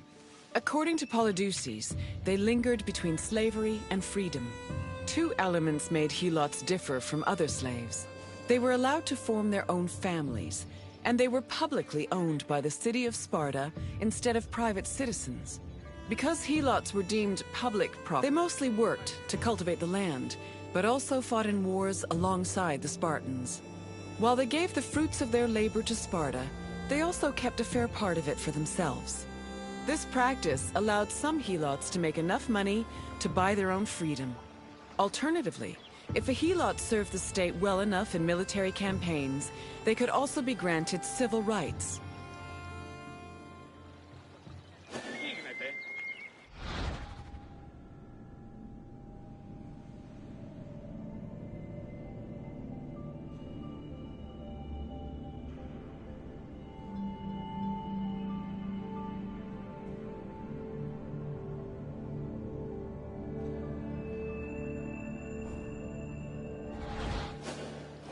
Helots made, according to Polydeuces, two elements made Helots. They were allowed to form their own families, and they were publicly owned by the city of Sparta instead of private citizens. Because Helots were deemed public property, they could not be sold as merchandise. They mostly worked to cultivate the land, but also fought in wars alongside the Spartans. While they gave the fruit, this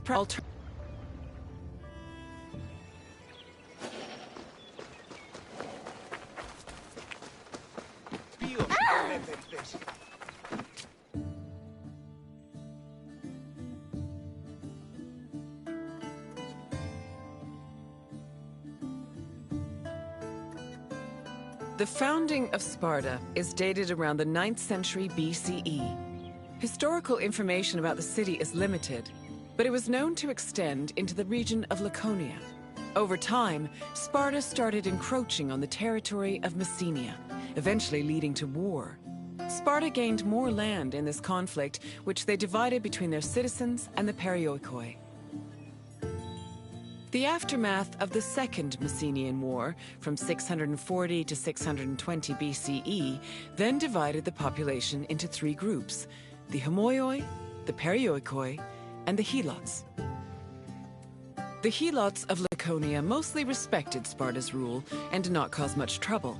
However, helots from Messenia supposedly resisted the Spartans, although sources can only confirm one revolt for certain, which occurred in Messenia in 464 BCE.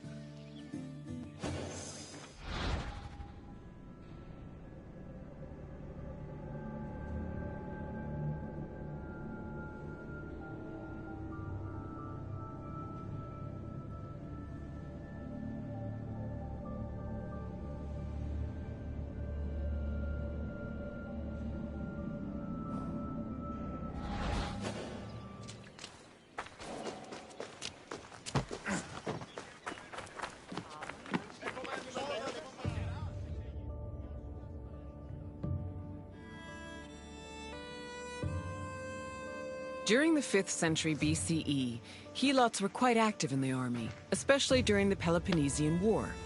They served as hoplites on land and as rowers during naval battles.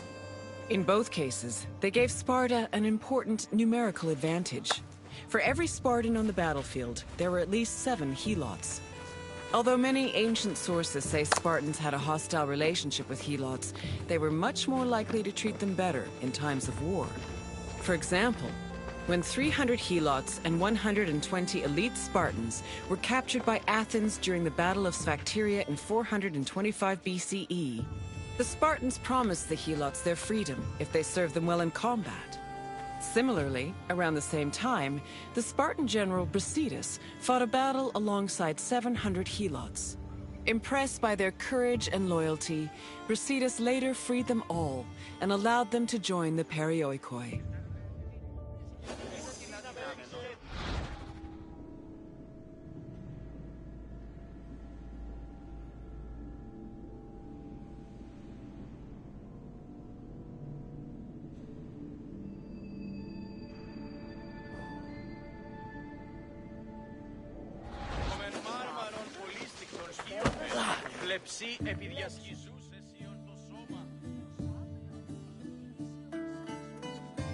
Perioikoi were another group of Sparta's population. They lived not in the city itself, but in its surrounding areas. The Perioikoi were never hostile against the Spartans. In fact, both groups together were known by the collective name Lacedaemonians. Perioikic cities had their own autonomy and sanctuaries, but they were always bound to Sparta. They were allowed to develop their own local laws and economies, but could never reach a level of prosperity that rivaled their parent state.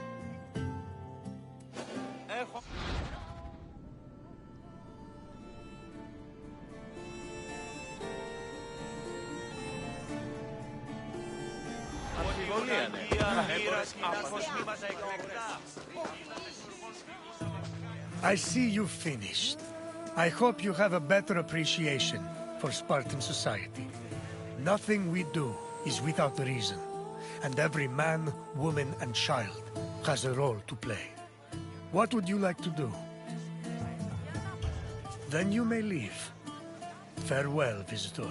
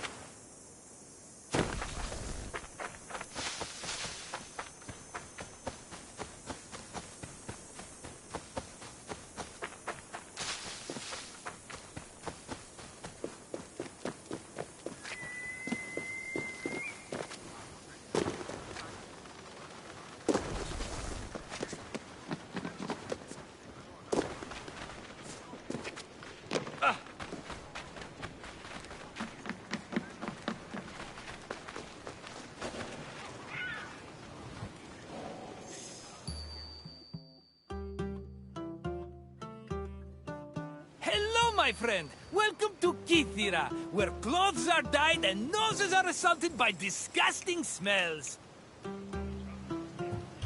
I think it smells terrible, and I can't wait to get out of here. The colors are pretty, though. This little island was where dyers brought all the color to Greek fashion through an intensely stinky procedure. This tour will reveal the steps it took for workers to brew the dye. Try not to step in any mollusk guts as you enjoy your visit. I promise I'll meet you at the end of your tour. See you soon, my friend.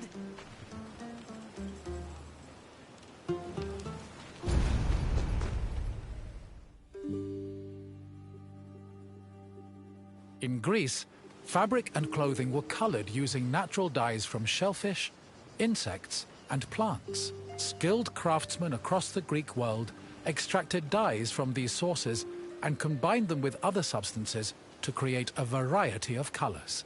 The dyeing process supposedly produced incredibly pungent smells, and ancient writers would often comment on the stink in their works.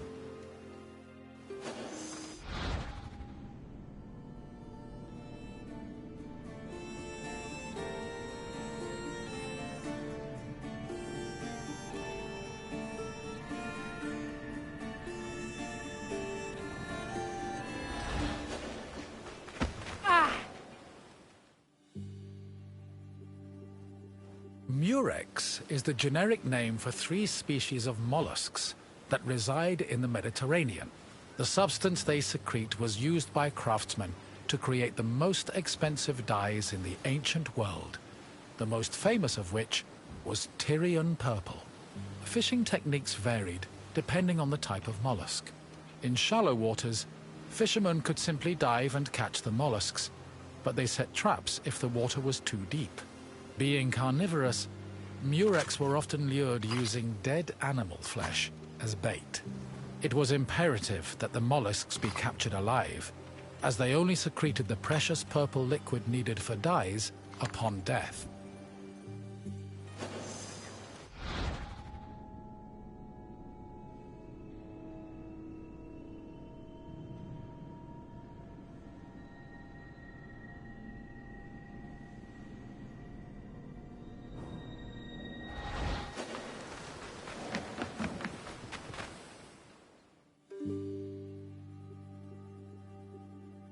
The purple liquid that made up most dyes came from a gland in the murex. To collect it, workers would either crack open the mollusk's shell with a knife, or if it was smaller, crush it with a stone. Each mollusk only produced a small amount of liquid, and thousands of them were needed to produce even a gram of the substance. Because of this, captured mollusks were usually kept alive in seawater immersed baskets until enough had accumulated to produce a satisfactory amount of dye.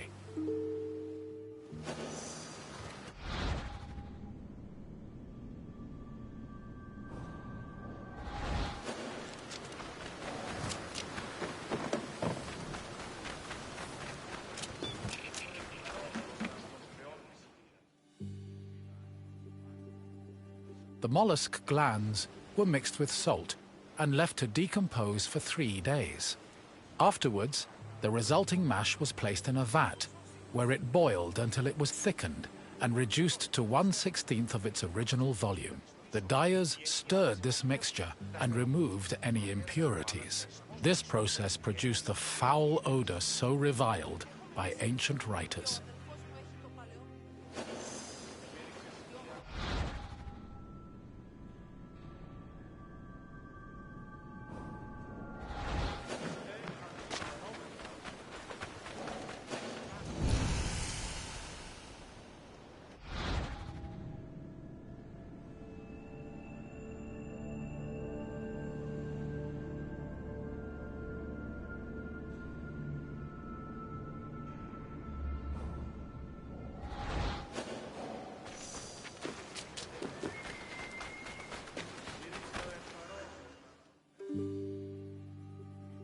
Dyers checked the hue of the purple liquid by dipping in raw wool.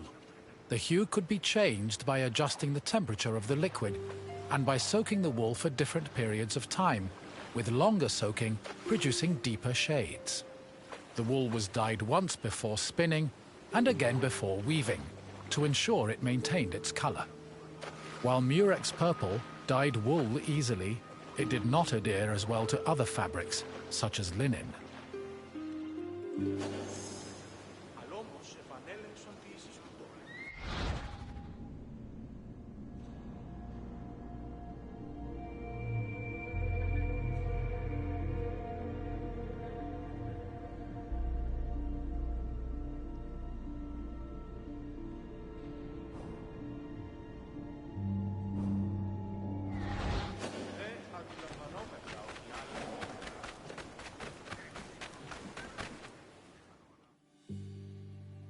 Most Greek garments were made from rectangular fabric that was rarely cut or sewn.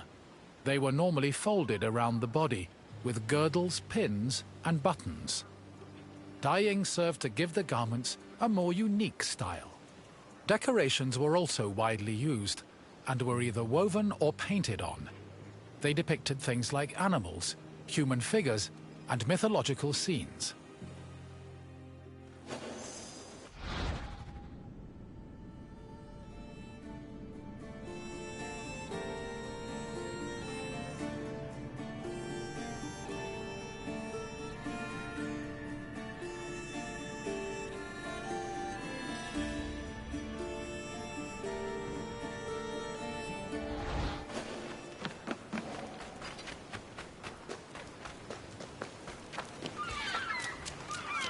Textile manufacturing and trade was one of the most lucrative businesses in classical Athens.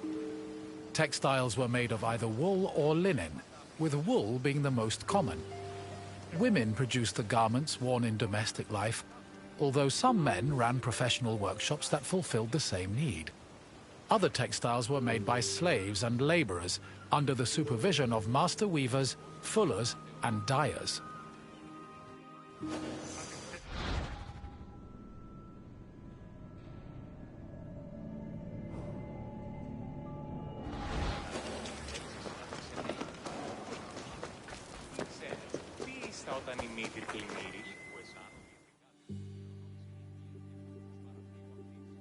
Clothes didn't just keep people warm. They were used as a way to communicate social identities like gender, status, and ethnicity. These could be expressed through garments and accessories, but also jewelry, hairstyles, perfumes, and cosmetics. Wealthy Greeks usually had garments of the highest quality, and all their accessories were decorated with gold, silver, or gemstones. Parasols and fans were also an important part of elite fashion, and were usually carried by accompanying slaves.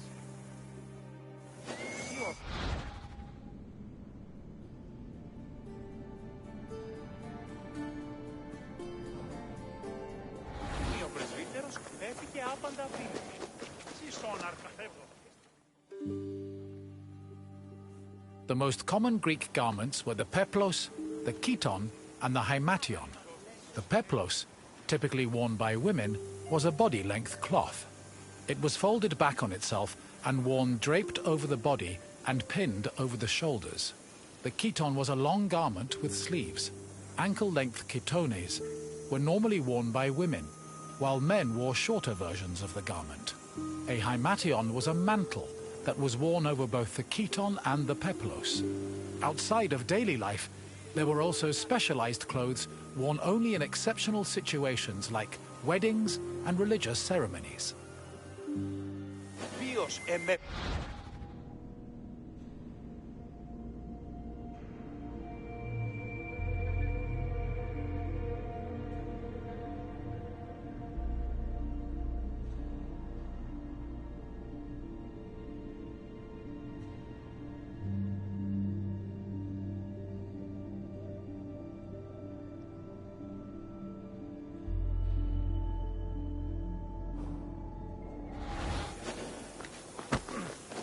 Hey.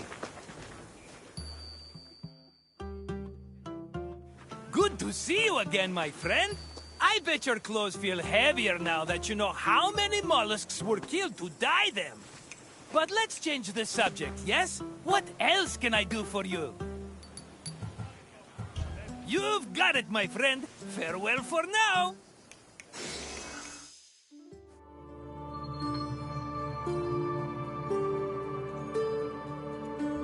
Amazing. You have now completed all available guided tours. Congratulations on your achievement and dedication to knowledge. We hope you have enjoyed your explorations into the rich history of ancient Greece. Even though you've done all the tours, there's still plenty left to see. There are hundreds of world stations to explore, mountains to climb, seas to swim, and sunsets to watch. Remember that you're welcome to return to guided tours at any time and replay your favorite ones. On behalf of the Assassin's Creed team, thanks for playing the Discovery Tour, and we hope to see you again soon.